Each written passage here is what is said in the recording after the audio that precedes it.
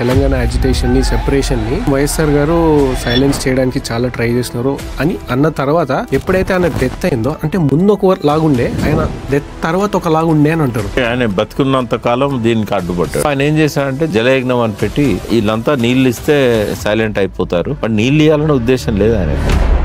పార్టీని కూడా చించాడు. 26 మంది గెలిస్తే 10 మంది ఎమ్మెల్యేలను పార్టీ నుంచి దూరం చేశాడు. చంద్రబాబు నాయుడు మాట తప్పిండు.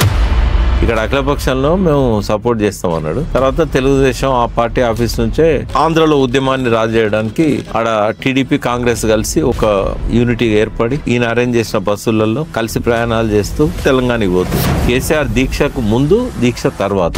దీక్షకు ముందు ఒక 25-30% తెలంగాణ కావాలన్న ఆకాంక్ష ఉంటే దీక్ష తర్వాత 90%. హైదరాబాద్ ని ఇండియాలో కలుపుకోవడానికి చాలా కష్టమైంది. హైదరాబాద్ నుంచి, సోలాపూర్ నుంచి, విజయవాడ నుంచి అన్ని డైరెక్షన్స్ లో టార్గెట్ చేసినారు. మానవ జాతి చరిత్రలో అంత దారుణమైన సంఘటనలు చాలా అరుదుగా ఉన్నాయి. అన్ని వైపుల నుంచి ఆర్మీని పంపించి ఎదురొచ్చిన వాళ్ళందరినీ ఉచ్చపోత కోసారు. జిన్నా అనే ఒకే ఒక వ్యక్తి మొండి పట్టుదలతోని రిలీజియన్ బేసిస్ లో కంట్రీని డివైడ్ చేశాడు. అది పెద్ద బ్లండర్ హిస్టరీలో. వాస్తవంగా చెప్పాలంటే పాకిస్తాన్ కంటే భారతదేశంలో ఎక్కువ ముస్లిమ్స్ ఉన్నారు. Separate rail network, separate currency, separate flag, separate army. He was the richest person in the world. Even now అప్పటి డివాల్యుయేషన్ ను కంపేర్ చేసినట్టయితే ఇప్పుడున్న బిల్ గేట్స్ ఆస్తుల కంటే ఇప్పటికీ నిజామే richest person since 1937. City centre లో ఉన్నది Hussain Sagar fresh water reservoir అంటారు. అట్లాంటిదే మూసీ రివర్, అది కూడా ఫ్రెష్ వాటర్ అంట. తాగే నీటిది మరి సూవేజ్ డిస్పోజల్ లాగా ఎట్లయిపోయిందండి, డ్రైనేజ్ దాని లాగా. దక్కన్ క్రానికల్ వచ్చేది మా హాస్టల్. పొద్దున్నే ఆ పేపర్ చూస్తే హుస్సేన్ సాగర్ బొమ్మేశారు కానీ నీళ్లు కనబడతలేవు, మొత్తం చేపలు కనబడుతుంది. That was the last day. చివరి ప్రాణి బతికి ఉన్నది ఆనాటికే. 78లో జీవం పోయింది హుస్సేన్ సాగర్ నీళ్ళు. ఇప్పుడు ఎన్ని కోట్లు ఖర్చు పెట్టినా మళ్ళీ తిరిగి ఆ జీవం రావట్లేదు. నేచర్ ఏదైతే ఉన్నదో పంచభూతాలు, ఇది ఖచ్చితంగా పగబడుతుంది, ప్రతీకారం తీర్చుకుంటుంది. నా లక్ష్యం కంప్లీట్ గా పంచభూతాలను కాపాడే దానిలో నా ఆఖరి శ్వాస దాకా అందులోనే ఉండాలని. Hello everyone, welcome to the RRR show రా అండ్ రియల్ విత్ రోహిత్. ఈ ఎపిసోడ్లో అసలు టీవీ న్యూస్ అండ్ సోషల్ మీడియాలో ఎప్పుడు ఎక్కడ విననివి హైదరాబాద్ని భారతదేశంలో ఎట్లా కలుపుకున్నారు, తెలంగాణ హిస్టరీ ఏంటి, అండ్ ఆ తర్వాత జరిగిన కొన్ని నేషనల్ పాలిటిక్స్ లెవెల్లో నేరాలు ఘోరాలని ఎవ్వరూ ఎప్పుడు వినలేరు అండ్ ఎక్కడ చెప్పుకోలేరు. ఇది అసలు 4 కోట్ల మంది తెలంగాణ ప్రజలు మిస్ అవ్వడానికి వీలు లేని ఎపిసోడ్. దీంట్లో మనతో రెడీగా ఉన్నారు వీరమల్ల ప్రకాష్ గారు. ఇతను ఒక advocate, writer and BRS party co-founder. So without any delay let's jump into the conversation. మీరైతే తెలుగులో హైలీ అకంప్లిష్డ్ అండ్ నోటబుల్ పర్సనాలిటీస్ని టచ్ చేస్తే, ఇట్లా వాళ్ళతో కొంచెం సేపు టైం స్పెండ్ చేస్తే వచ్చే రా అండ్ రియల్ కాన్వర్సేషన్ కోసం లేజీ మసిల్ యూట్యూబ్ ఛానల్ని సబ్స్క్రైబ్ చేసుకోండి. చూస్తున్నంతసేపు మీకేమనిపిస్తుందో కమెంట్ సెక్షన్ లో చెప్పండి. హలో ప్రకాష్ గారు, welcome to the RRR show రా అండ్ రియల్ విత్ రోహిత్. నమస్తే రోహిత్. నమస్తే అండి, ఎట్లా ఉన్నారు? I'm fine, thank you Rohit. ముందు మిమ్మల్ని అప్రిషియేట్ చేస్తున్నాను. మీరు సాఫ్ట్వేర్ ఇంజనీర్ అయ్యుండి కూడా ఒక సామాజిక బాధ్యతలో భాగంగా ఈ ప్యాషన్ డెవలప్ చేసుకున్నందుకు థ్యాంక్స్ అండి. మనకి అందరూ చెప్పుకునేది ఏంటంటే ఈ తెలంగాణ అజిటేషన్ ని, సెపరేషన్ ని వైఎస్ఆర్, అప్పటి సీఎం వైఎస్ఆర్ గారు సైలెన్స్ చేయడానికి చాలా ట్రై చేస్తున్నారు అని అన్న తర్వాత ఎప్పుడైతే ఆయన డెత్ అయిందో ఆ తర్వాత అంటే ముందు ఒక లాగుండే, ఆయన డెత్ తర్వాత ఒక లాగుండే అని అంటారు. అంటే ఆయన బతుకున్నంత కాలం దీనికి అడ్డుపడ్డాడు, సైలెన్స్ చేయడానికి. సైలెన్స్ చేయడానికి కాదు, అసలు ఫస్ట్ ఆయన గోల్ ఏముండే అంటే ఈ తెలంగాణ ప్రజలు నీళ్లు మాకు రాలేదు, నీళ్ల కోసం కొట్లాడుతున్నాం అని అంటున్నారు కదా. జల సాధన ఉద్యమం నడిచింది అప్పుడు 2002 నుంచి 2003 40 days TRS ఆధ్వర్యంలో. అయితే నీళ్ల మీద ఎక్కువగా నినాదాలు, పాటలు ఇవన్నీ వస్తున్నాయి. తలాపన పారుతుంది గోదావరి, నీ చేను నా చెలుక ఎడారి, పక్కన కృష్ణమ్మ ఉన్న ఫలితమేమి లేకపాయే, చూడు చూడు నల్లగొండ సుక్క నీరు లేని దానా అని ఇట్లా చాలా పాటలు వచ్చాయి. సో ఆయన ఏం చేశాడంటే జలయజ్ఞం అని పెట్టి వీళ్ళంతా నీళ్ళు ఇస్తే సైలెంట్ అయిపోతారు, బట్ నీళ్ళు ఇవ్వాలనే ఉద్దేశం లేదు ఆయనకు. ఆ పేరుతోని కాంట్రాక్టర్ల వర్కులు ఇవ్వాలి. కొత్త పద్ధతి పెట్టాడు, మొబిలైజేషన్ అడ్వాన్స్ అని. ఇమీడియట్గా 10% వాళ్ళకి క్యాష్ ఇవ్వాలి కాంట్రాక్టర్లకు. ఆ క్యాష్ను మళ్ళీ ఈయన తీసుకోవచ్చు, అవకాశం ఉంది. సో అట్లా జలయజ్ఞం అని పెట్టి దాన్ని ధనయజ్ఞం లాగా మార్చి తెలంగాణకు నీళ్ళు రాలేదు కానీ ఆ పేరుతోని కొన్ని 100,000 కోట్లు ఖర్చు అయిపోయినాయి. ప్రాజెక్టులు నీళ్లు రావని తెలిసే ప్రాజెక్టులు మొదలుపెట్టాడు. ఇంకోటి ఏం చేశాడంటే TRS పార్టీని పూర్తిగా తొక్కేయాలనుకున్నాడు. సోనియా గాంధీ ఏమో కాంగ్రెస్ TRS కలిసి ఎన్నికల్లో నిలబడ్డది, ఇవాళ మనం కేంద్రంలో రాష్ట్రంలో అధికారం వచ్చిందంటే టిఆర్ఎస్ వల్లనే అని చెప్పి ఆమె గౌరవంగా 6 రాష్ట్ర మంత్రులు, అక్కడ 2 కేసీఆర్ అండ్ నరేంద్ర, క్యాబినెట్ ఒకటి, డిప్యూటీ ఒకటి, ఆమె గౌరవించింది. తర్వాత తెలంగాణ కోసం ప్రణబ్ ముఖర్జీ కమిటీ వేసింది. అప్పటి ప్రెసిడెంట్ అబ్దుల్ కలాంతోని ఉభయ సభల మీటింగ్లో యూపీఏలో తెలంగాణ అంశం ఉంది, సరైన సమయంలో దాని మీద నిర్ణయం తీసుకుంటామని చెప్పి రాశారు. బట్ రాజశేఖర రెడ్డి ఏం చేశారంటే, వాళ్ళకు ఉన్నది 5 ఎంపీలు, నా దగ్గర 25 మంది 30 మంది ఉన్నారు, మీరు కనుక తెలంగాణ ఇస్తారంటే గవర్నమెంట్కి సపోర్ట్ విత్డ్రా చేసుకుంటాం. అంటే కాంగ్రెసే ఆయనది, బట్ మేము పార్టీలో ఉండం, రిజైన్ చేస్తాం అంటే అక్కడ మెజారిటీ లేదు గవర్నమెంట్కి, కాంగ్రెస్కు లేదు. చాలా బోటాబోటి మెజారిటీతోనే అధికారంలోకి వచ్చింది, సంకీర్ణ ప్రభుత్వమే అది కూడా. కాంగ్రెస్కి వచ్చిన సీట్లు తక్కువే, అన్ని పార్టీలు కలిస్తే UPA 1, United People's Alliance. So అట్లా ఆయన అడ్డు తగిలిన తర్వాత కేసీఆర్ ఒక స్టేజ్లో మంత్రి పదవులకు అందరికి ఇక్కడ రిజైన్ చేయించాడు, అక్కడ రిజైన్ చేయించాడు. తర్వాత ఆయన మళ్ళీ రోడ్ల మీదకి వచ్చి ఉద్యమాలు మొదలుపెట్టాడు, స్టూడెంట్స్ ఆర్గనైజేషన్స్ ఇవన్నీ జరిగినాయి. ఆఖరికి ఆయన రాజశేఖర రెడ్డి సెకండ్ టర్మ్ కూడా ఆయనే మళ్ళీ ముఖ్యమంత్రి అయ్యాడు. ఇంకా రాదు తెలంగాణ అని అనుకున్న పార్టీని కూడా చీల్చాడు. 26 మంది గెలిస్తే 10 మంది ఎమ్మెల్యేలను పార్టీ నుంచి దూరం చేశాడు, ప్రలోభాలకు గురి చేశాడు. ఆయన అడ్డుగా ఉన్నాడు తెలంగాణకు. తర్వాత సెకండ్ టర్మ్ ఆయన గెలిచినాక సెప్టెంబర్ 2 నాడు హెలికాప్టర్ ప్రమాదంలో చనిపోయాడు. చనిపోయాక నవంబర్ 29 కేసీఆర్ గారు నిరాహార దీక్ష చేశాడు తెలంగాణ కోసం. 14F అనేది అప్పుడు ఒక వివాదాంశం ఉండే. అదేంటంటే హైదరాబాద్ పోలీస్ యాక్ట్ ప్రకారంగా ఇక్కడ రిజర్వేషన్ అంతా కూడా హైదరాబాద్లో తెలంగాణ వాళ్ళకి కాకుండా అందరికీ ఉంటుంది అన్నట్టు. అయితే ఇది కేవలం తెలంగాణకే పరిమితం చేయాలి 6 పాయింట్ ఫార్ములా ప్రకారం అని కొట్లాడిన్లు. బట్ 14F అనేది ఏదైతే ఉన్నదో అది సుప్రీంకోర్టు కరెక్టే అన్నది. అయితే దాని ప్రకారంగా ఏంటంటే వాళ్ళకు ఉద్యోగాలు మన తెలంగాణ వాళ్ళకు రావు అనే ఉద్దేశంతో దాన్ని రద్దు చేయాలని చెప్పి 14Fను రద్దు చేయాలని చెప్పి సిద్దిపేటలో ఉద్యోగ గర్జన మీటింగ్ జరిగింది, టీఎన్జిఓస్ అంతా కలిసి. అక్కడ డిక్లేర్ చేశాడు, తెలంగాణ వచ్చుడో కేసీఆర్ చచ్చుడో ఏదో ఒకటి జరిగిపోవాలా అని నవంబర్ 29న నిరాహార దీక్ష కూర్చున్నాడు. ఇక తర్వాత అంతా జేఏసీ ఏర్పాటు, ఈ ప్రకటన డిసెంబర్ 9 ఇవన్నీ జరిగినాయి అన్నట్టు. అట్లా ఆయన వైఎస్ఆర్ చనిపోవడం అనేది తెలంగాణ రావడానికి ఒక మార్గాన్ని సుగమం చేసింది. అండ్ అదే మీరు ఇందాక మాట్లాడుతున్నప్పుడు అదే టైంలో 2009 to 12 మధ్యలో అనుకుంటా, correct me if I'm wrong, ఆ టైంలోనే కేసీఆర్ గారు అంటే అప్పటి వరకు ఒక లాగుండే, ఇంకా ఈసారి తాడో పేడో తేల్చుకోవాలని స్టార్ట్ అయిపోయింది. ఇంకా అప్పుడు స్కూల్స్ బంద్, కాలేజెస్ బంద్, అంటే గవర్నమెంట్ ఎంప్లాయీస్ ఉంటారు వాళ్ళు బయటకు వచ్చినారు. ఉస్మానియా యూనివర్సిటీ అసలు ఎరప్ట్ అయిపోయిందండి ఆ టైంలో. అక్కడ ఇప్పుడు మీకు ప్రజలకి మధ్యలో యాజిటేషన్ జరుగుతుంది.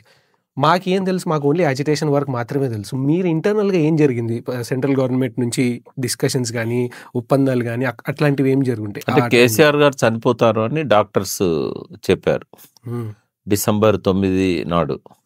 అయితే అప్పటికే ఇక్కడ స్టూడెంట్స్ అంతా పంజగుట్ట నుంచి ఎర్రమంజిల్ దాకా షాప్స్ అద్దాలను ధ్వంసం చేయడము, గొడవ చేశారు ఆయన చనిపోతాడేమో అని. ఫస్ట్ ఆయన ఖమ్మంలో పెట్టారు అరెస్ట్ చేసి, తర్వాత హైదరాబాద్ షిఫ్ట్ చేశారు నిమ్స్కి. అప్పుడే ఒక 10-11 మంది విద్యార్థులు కానీ కానిస్టేబుల్ కిస్టైల్ లాంటి వాళ్ళు ఆత్మహత్యలు చేసుకున్నారు తెలంగాణ కోసం. అయితే ఈ ఎజిటేషన్ అంతా చేయి దాటిపోయేటట్టు ఉంది అని కాంగ్రెస్ కూడా ఏం చేసింది, రోషయ్య గారు ముఖ్యమంత్రి అఖిలపక్ష మీటింగ్ పెట్టారు. అందులో ఒకరిద్దరు తప్ప అందరు తెలంగాణకు అనుకూలమే అన్నారు. చంద్రబాబు నాయుడు అనుకూలమే అన్నాడు, అప్పుడు చిరంజీవి గారి పార్టీ ఉండే ఆయన అనుకూలమే అన్నాడు, వైఎస్ఆర్ ఆయన జగన్ ఆయన కూడా అనుకూలమే అన్నాడు. ఇట్లా మజ్లిస్ కూడా వాళ్ళు సైలెంట్గా ఉన్నారు, లోక్ సత్తా సైలెంట్గా ఉంది. అట్లా సిపిఐ అనుకూలంగా వచ్చింది అప్పటికే. ఇట్లా ఎక్కువ మంది తెలంగాణకు అనుకూలంగా వచ్చారు. చంద్రబాబు నాయుడు వచ్చిందంటే ఇంకా మిగతా అవసరం లేదు. Sonia Gandhi birthday December 9th. ఇది ఏ ఇయర్? ఇది 2009. రాజశేఖర రెడ్డి చనిపోయినాక కొద్ది రోజులకు, ఆయన సెప్టెంబర్ 2 చనిపోయాడు. ఇది నవంబర్ 29 నాడు దీక్ష, డిసెంబర్ 9. అయితే అదే సంవత్సరం మొత్తం 2.5 నెలల గ్యాప్ రాజశేఖర రెడ్డి చనిపోయినాక. సో ఇక ఆమె అక్కడ నుంచి సంప్రదింపులు చేసి చిదంబరం ద్వారా జయశంకర్ సార్తో మాట్లాడి తెలంగాణ ఏర్పాటు ప్రకటన డిక్లేర్ చేశారు ఆ రోజు రాత్రి 11ంటికి. చేసినాక చంద్రబాబు నాయుడు ప్లేట్ ఫిరాయించిండు, మాట తప్పిండు. ఇక్కడ అఖిలపక్షంలో మేము సపోర్ట్ చేస్తామన్నాడు. తర్వాత తెలుగుదేశం ఆ పార్టీ ఆఫీస్ నుంచే ఆంధ్రలో ఉద్యమాన్ని రాజు చేయడానికి ఆడ టీడీపీ కాంగ్రెస్ కలిసి ఒక యూనిటీ ఏర్పడి బస్సులు, ఈయన అరేంజ్ చేసిన బస్సులలో కలిసి ప్రయాణాలు చేస్తూ తెలంగాణకి పోద్దు. అయితే లగడపాటి ఆధ్వర్యంలో ఎంపీలంతా రాజీనామా చేశారు. ఎంపీలంతా రాజీనామా చేస్తే సోనియా గాంధీకి వాళ్ళకందరికీ వీళ్ళు 25 మంది ఎంతో ఉంటుంది. వీళ్ళు రాజీనామా చేస్తే మనం గవర్నమెంట్ పోద్ది కదా, వాళ్ళకు కూడా మెజార్టీ లేదు. యూపీఏ 2 కూడా చాలా బొటాబొటిగా. మరి ఇట్లా గవర్నమెంట్ పోతే మనం తెలంగాణను ఇవ్వలేం కదా, బిల్లు పెట్టలేం కదా పార్లమెంట్లో. కాబట్టి మనం లాస్ట్ దాకా ఆగుదామని చెప్పేసి వాళ్ళే అనుకున్నారు. ఏం చెప్పకుండా అదే నెల డిసెంబర్ 9 తర్వాత మళ్ళీ 23 రాత్రి దీన్ని వాయిదా ఇస్తున్నాము తెలంగాణ ఇచ్చే అంశాన్ని, అన్ని పార్టీలతో సంప్రదింపులు జరిపిన తర్వాత ఇస్తాము అని చెప్పారు. అప్పుడు నిర్ణయం తీసుకుంటామన్నారు, ఇస్తామని కూడా చెప్పాలి. మళ్ళీ అదే చిదంబరం దీన్ని అటకెక్కిచ్చాడు. వాళ్ళకు వచ్చిన ఇబ్బంది ఏంటంటే ఈ ఎంపీలు రిజైన్ చేస్తే కనుక గవర్నమెంట్ పడిపోతుంది, మెజారిటీ ఉండదు. అందుకని వాళ్ళు ఆ నిర్ణయం తీసుకోవాల్సి వచ్చింది. బట్ ఇక్కడ పిల్లలు అర్థం చేసుకోక, ఉద్యమ నాయకులు అర్థం చేసుకోక చాలామంది బలైపోయినారు, 1200 మంది దాకా. అయితే పెద్ద ఎత్తున ఉద్యమము అక్కడి నుంచే స్టార్ట్ అయింది. మొత్తం ఈ సెకండ్ ఫేజ్ మూమెంట్లో కేసీఆర్ దీక్షకు ముందు, దీక్ష తర్వాత. దీక్షకు ముందు ఒక 25-30% తెలంగాణ కావాలన్న ఆకాంక్ష ఉంటే దీక్ష తర్వాత 90% అయింది. అట్లా అది ఒక మలుపు అని చెప్పవచ్చు మనం. ఫైనల్గా వాళ్ళు దిగిపోయే ముందు last bill Telangana bill. Telangana bill ఆమోదించినాకనే సభ వాయిదా పడాలని సోనియా గాంధీ సీరియస్గా చెప్పింది. అట్లా తెలంగాణ వచ్చింది. అండ్ ఇంకోటి నాకు చాలా డౌట్ వస్తుంటుందండి. ఎప్పటి నుంచో మనకి హుస్సేన్ సాగర్ సిటీ సెంటర్లో ఉన్నది Hussain Sagar fresh water reservoir అంటారు. అట్లాంటిదే మూసీ రివర్, అది కూడా ఫ్రెష్ వాటర్ అంట. అంటే తాగే నీటిది, అట్లీస్ట్ సాగునీటి కూడా, తాగే నీళ్ళది మరి సూయేజ్ డిస్పోజల్ లాగా ఎట్లా అయిపోయిందండి, డ్రైనేజ్ దానిలాగా? అంటే ఏ పరిస్థితుల్లో అయింది అది? ఇది పెద్ద సమస్య. ఎందుకంటే మన పుట్టుక నుంచి చావు దాకా ప్రత్యేకంగా భారతీయ సంస్కృతి అది నీటితోనే ముడిపడి ఉంటుంది, నదులతోనే ముడిపడి ఉంటుంది. పవిత్ర జలాలు అని అంటాం, నదీమ తల్లి అంటాం. ఒక 2-3 నదులు, భీమా నది ఇంకా కొన్ని తప్ప, బ్రహ్మపుత్ర, భీమా, ఈ 2 తప్ప అన్ని నదులకు మహిళల పేరే ఉంటుంది, ఫిమేల్ జెండర్. గంగా నది, సరస్వతి నది, ఇట్లా గోదావరి, కృష్ణమ్మ అంటాం. కృష్ణ అంటే మగ పేరు కాదు. సో ఇట్లా ప్రతిదీ కూడా యమునా నది కానీ ఇంకోటి కానీ. ఆ తల్లిని దేవతలాగా ఆరాధిస్తాం, నదీమ తల్లి, గంగామాత. తర్వాత అన్ని పవిత్ర కార్యాలకు కానీ, చనిపోయిన తర్వాత కానీ మన అస్థికల నిమజ్జనం వల్లనే చేస్తాం. సో నదిని ఎంత పవిత్రంగా ఉంచుకోవాలి మనం. అయితే ఇది భారతీయ సంస్కృతిలో భాగం. కానీ దీన్ని ఈ సోకాల్డ్ ఎడ్యుకేటెడ్స్, ఈ చదువు పెరిగిన తర్వాత, విజ్ఞానం అని చెప్పబడేది పెరిగిన తర్వాత ప్రతి ఒక్కరూ దాన్ని నాశనం చేయడానికే పూనుకున్నారు. అంటే ప్లానర్స్ దగ్గర నుంచి, శాస్త్రి భవన్లో ఢిల్లీలో కూర్చొని అర్బన్ ప్లాన్స్ వేసే వాళ్ళ దగ్గర నుంచి ఈ కింద ఉన్న వార్డు మెంబర్ దగ్గర దాకా, మున్సిపల్లో ఉన్న అధికారుల దాకా, వీళ్ళకి ఎవ్వరికి నీటి విలువ తెలియదు, నీటి గురించి తెలియదు, దాని పవిత్రత గురించి తెలియదు, నీటిని ఎంత జాగ్రత్తగా వాడుకోవాలో తెలియదు. మొత్తం నాశనం చేశారు. ఇది ఒక ఇండియాలో జరగలేదు, ఒక భారతదేశంలో జరగలేదు, ప్రపంచవ్యాప్తంగా జరిగింది. జరిగినాక ఎప్పుడైతే విపరీతంగా క్యాన్సర్స్ రావడం మొదలైందో ఇంకా అప్పుడు మళ్ళీ పునరాలోచించారు, మనం ఏదో తప్పు చేశాం. కానీ దాన్ని రియలైజ్ అయితే లేరు, తప్పు చేశామన్నది అర్థమైంది. సో మళ్ళీ అందులో కూడా ఆ ప్రక్షాళన పేరుతోని మళ్ళీ విపరీతమైన అవినీతి. గంగా ప్రక్షాళనకు 30,000 కోట్లు ఖర్చు పెట్టినా కూడా 1% కూడా ప్రక్షాళన జరగలేదు. ఇప్పుడు మూసీకి 150,000 కోట్లు అంటుండ్రు రేవంత్ రెడ్డి గారు. మరి అక్కడ 15-20 ఏళ్ళ నుంచి ప్రయత్నం చేస్తే కూడా అక్కడ గంగాల ఏం ప్రోగ్రెస్ లేదు. మళ్ళీ అదే పద్ధతిలో ఇక్కడ చేస్తే కూడా ఏం ప్రోగ్రెస్ ఉండదు. అంటే అవినీతికి ఒక ఆలంబనగా మారింది ఇది. వెనకటి వాళ్ళకున్న, అంటే అప్పటి పరిపాలకులు, నిజామే కావచ్చు లేకుంటే బ్రిటిష్ వాళ్ళే కావచ్చు, వాళ్ళు చాలా స్టెప్స్ కాపాడుకోవడానికి తీసుకున్నారు. అంటే వాళ్ళకున్న చిత్తశుద్ధిలో 1000వ వంతు కూడా మన పాలకులు లేదు. అంటే అప్పటి బ్రిటిష్ పాలకులు కానీ, అప్పటి అక్కడ ఉన్న టిప్పు సుల్తాన్ కావచ్చు, ఇక్కడ ఉన్న నిజాం కావచ్చు, వీళ్ళకున్న దానిలో 1000వ వంతు కూడా నీళ్ళని రక్షించాలి, ఈ భూమిని రక్షించాలి, కాలుష్య రహితంగా మన వాయువు ఉండాలి, మనకు ఆక్సిజన్ దొరకాలి, చెట్లను మనం పెంచాలి, ఉన్న చెట్లను కాపాడాలి అని 1950 రాజ్యాంగం రాసుకునే నాటి వరకు వాళ్ళకున్న చిత్తశుద్ధిలో 1000వ వంతు కూడా ఇప్పటి వాళ్ళకు లేదు. దీని మొట్టమొదటి బాధ్యత ప్రభుత్వాలది, రెండవది ప్రజలది. అంటే ఇప్పుడు హైదరాబాద్లోనే వర్షపు నీళ్ళు పోవడానికి పెద్ద పెద్ద డ్రైన్స్ ఉండేది. అంటే ఉదాహరణకు ధరంకరణ్ రోడ్లో నేను చూశాను. నేను ఫస్ట్ హైదరాబాద్కి 72లో వచ్చాను, 78లో ఇక్కడ ఉండడానికి వచ్చాను. 78 నుంచి ఇక్కడే ఉన్నాను, మధ్యలో ఒక 10 ఏళ్ళు పోయేసినా కూడా ఇక్కడే ఉన్నాను. ధరంకరణ్ రోడ్ అంటే శిష్మాల్ థియేటర్ అని ఉంది. మనము అమీర్పేట నుంచి మనము బేగంపేట పోతుంటే ఆ శిష్మాల్ థియేటర్ ఆనుకొని ధరంకరణ్ రోడ్ అని ఉంది. రోషయ్య గారు అదే రోడ్లు ఉండేవారు. ఆ రోడ్లో రోడ్డు 2 వంతులు ఉంటే 1 వంతు డ్రైన్ ఉండేది చాలా పెద్దది. అయితే మున్సిపల్ అధికారులు ఏమనుకున్నారంటే ఈ డ్రైనేజ్ గింత పెద్దది ఎందుకు అనుకున్నారు. అది డ్రైనేజ్ కాదు, అది వర్షపు నీళ్లు పోయే స్టామ్ వాటర్ డ్రైన్స్ అంటాం. స్టామ్ వాటర్ అంటే వర్షపు నీళ్ళు, ఆ డ్రైన్స్ అంటాం వాటిని. అవి పవిత్రంగా తీసుకెళ్ళాలి నీళ్ళను మూసీలోకి. అది ఏం చేశారు, డ్రైనేజ్ అలా కలిపి దాన్ని చిన్నగా చేశారు, ఇంత ఆ రోడ్డును ఎక్స్పాండ్ చేశారు. అవగాహన లేక కొంత, ఒత్తిడి పెరిగి కొంత. అయితే అర్బనైజేషన్లో ఒక భాగం ఇది. మొత్తం డ్రైన్స్ అన్ని కబ్జాలు అయినాయి, చెరువులన్నీ మొత్తం 800 చెరువులు ఆక్రమించారు హైదరాబాద్లో. అంతా 200 కూడా లేవు ఇప్పుడు. మొత్తం రంగనాథ్ గారు వచ్చేసరికి మిగిలినవి ఓన్లీ, అంటే టీఆర్ఎస్ గవర్నమెంట్ వచ్చే నాటికి మిగిలినవి 175, 176 మొత్తం కూడా కబ్జాలు అయిపోయినాయి. నామరూపాలు లేకుండా పోయిన చెరువులే 600 దాకా ఉంటాయి. ఇప్పుడు అంతా అపార్ట్మెంట్స్ ఇవన్నీ కూడా వచ్చినాయి. అప్పటి మ్యాప్స్ సర్వే ఆఫ్ ఇండియాలో దొరుకుతాయి, అవి ముందు పెట్టుకుంటే తెలుస్తుంది మనకు ఎక్కడ చెరువు ఉండేది, ఎక్కడ ఉండేది అనేది. సో ఇప్పటికైనా దాన్ని రక్షించుకోవడానికి కొంత కేటీఆర్ గారు ఒక ప్రయత్నం చేశారు. మళ్ళీ ఈ రోడ్లన్నీ తీసేసి కింద నాలా పెట్టి, ఈ ఫాక్స్ సాగర్ లేక్ అవన్నీ ఎక్కువ వరద వచ్చినప్పుడు నిజాంపేటలో మొత్తం అపార్ట్మెంట్లలో 2nd ఫ్లోర్ 1st ఫ్లోర్ వరకు మునిగిపోయినాయి. వాళ్ళంతా రోడ్ మీదకి వచ్చారు, విల్లాస్ మునిగిపోయి అంతా. ఎందుకంటే చెరువులో విల్లా కడితే ఏమవుతుంది, విల్లాస్లలోకి నీళ్ళు వస్తాయి.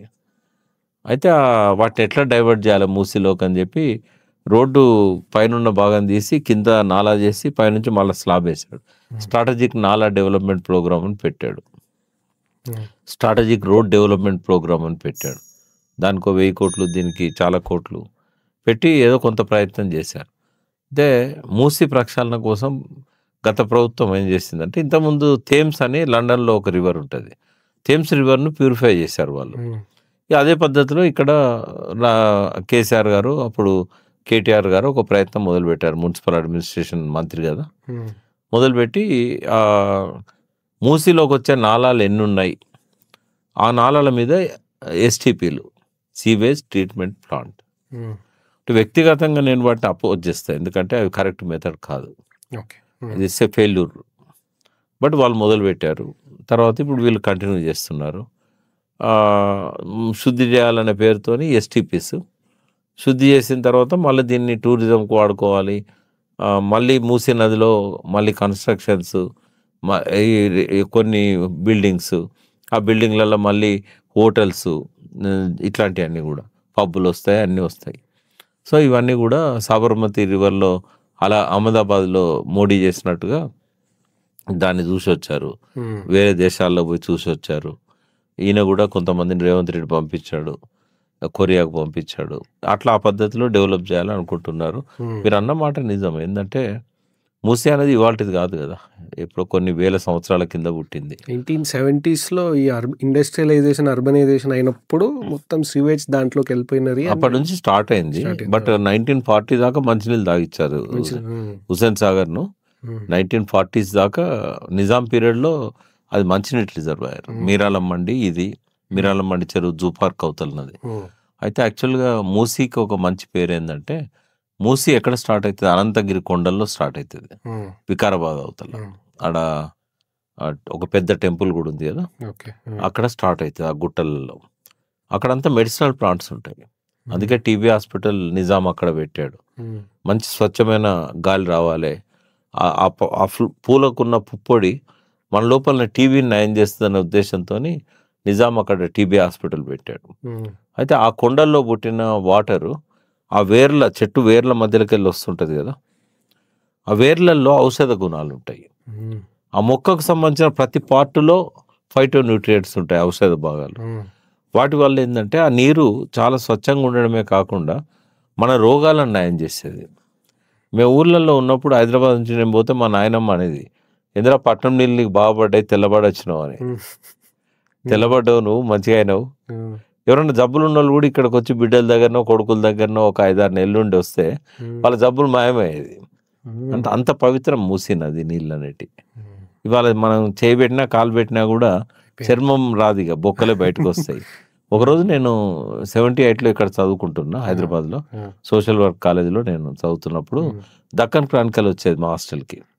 పొద్దున్నే ఆ పేపర్ చూస్తే హుస్సేన్ సాగర్ బొమ్మ వేశారు కానీ నీళ్లు కనబడతలేవు, మొత్తం చేపలు కనబడుతున్నాయి. That was the last day. చివరి ప్రాణి బతికి ఉన్నది ఆనాటికే.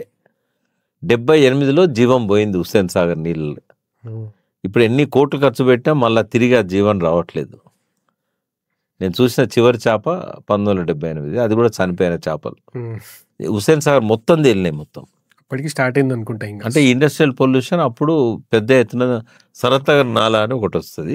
కేసీఆర్ గారు దాన్ని సపరేట్ చేశారు, బయట నుంచి తీసి మళ్ళీ మూసికి కలిపారు. సో ఆ రోజు ఇక లాస్ట్ జీవం అనేది ఆ నీళ్ళకు పోయింది. ఇంకా దాన్ని ఏం చేసినా ఇప్పటివరకు మళ్ళీ రివైవ్ చేయలేకపోయారు. బట్ ఆ పేరుతోని 100,000 కోట్లు ఖర్చు అయిపోయినాయి ఇప్పటికే. ఇది ఇప్పుడు ఏదో గోదావరి నీళ్ళని తీసుకొచ్చి దాన్ని ఈ 2 జంట జలాశయాలు కూడా పొల్యూట్ అయిపోయినాయి బాగా. 111 జీవో వచ్చినా కూడా ఉపయోగం లేకుండా పోయింది. ఆ పైనుంచి కాలుష్యం బాగా వస్తున్నది. వాటర్కి పెద్ద కాలుష్యం ఎట్లా వస్తుంది అంటే అగ్రికల్చర్ నుంచి వస్తుంది. యూరియా, డిఏపి, పెస్టిసైడ్స్ కొడతారు కదా, అదంతా ఆ చెరువుల్లో మన పొలాలలోంచి మళ్ళీ మురుగునీరు ఈ కాలువలలో పడి వాగుల్లో నుంచి మళ్ళీ చెరువులోకి వస్తుంది. ఇప్పుడు దేశం ప్రపంచం అంతా ఎదుర్కొంటున్నది, ఎక్కడైతే యూరియా, డిఏపి తర్వాత ఈ పెస్టిసైడ్స్ వాడుతున్నారో మేజర్ పొల్యూషన్ దానివల్ల వస్తున్నది నీళ్ళల్లోకి. క్యాన్సర్ వచ్చినా, ఇంకోటి వచ్చినా, జీవాలు చచ్చిపోయినా. తర్వాత ఇండస్ట్రియల్ పొల్యూషన్. అందరు కూడా ఏంటంటే నది అంటే ఇదో డ్రైనేజీ. అంటే మనం ఒక కన్న తల్లిగా మనం భావించిన ఆ తల్లి ఒడిలోకి మలమూత్రాలు వదిలిపెడుతున్నాం, ఇండస్ట్రియల్ పొల్యూషన్ వదిలిపెడుతున్నాం. ఇంకెట్లా బతుకుతుంది? అందుకే ఒకటి గుర్తుపెట్టుకోండి రోహిత్, ఇప్పుడు మీరెవరినైనా కొట్టినా కూడా అతను మీ మీద పగ తీర్చుకోకపోవచ్చు,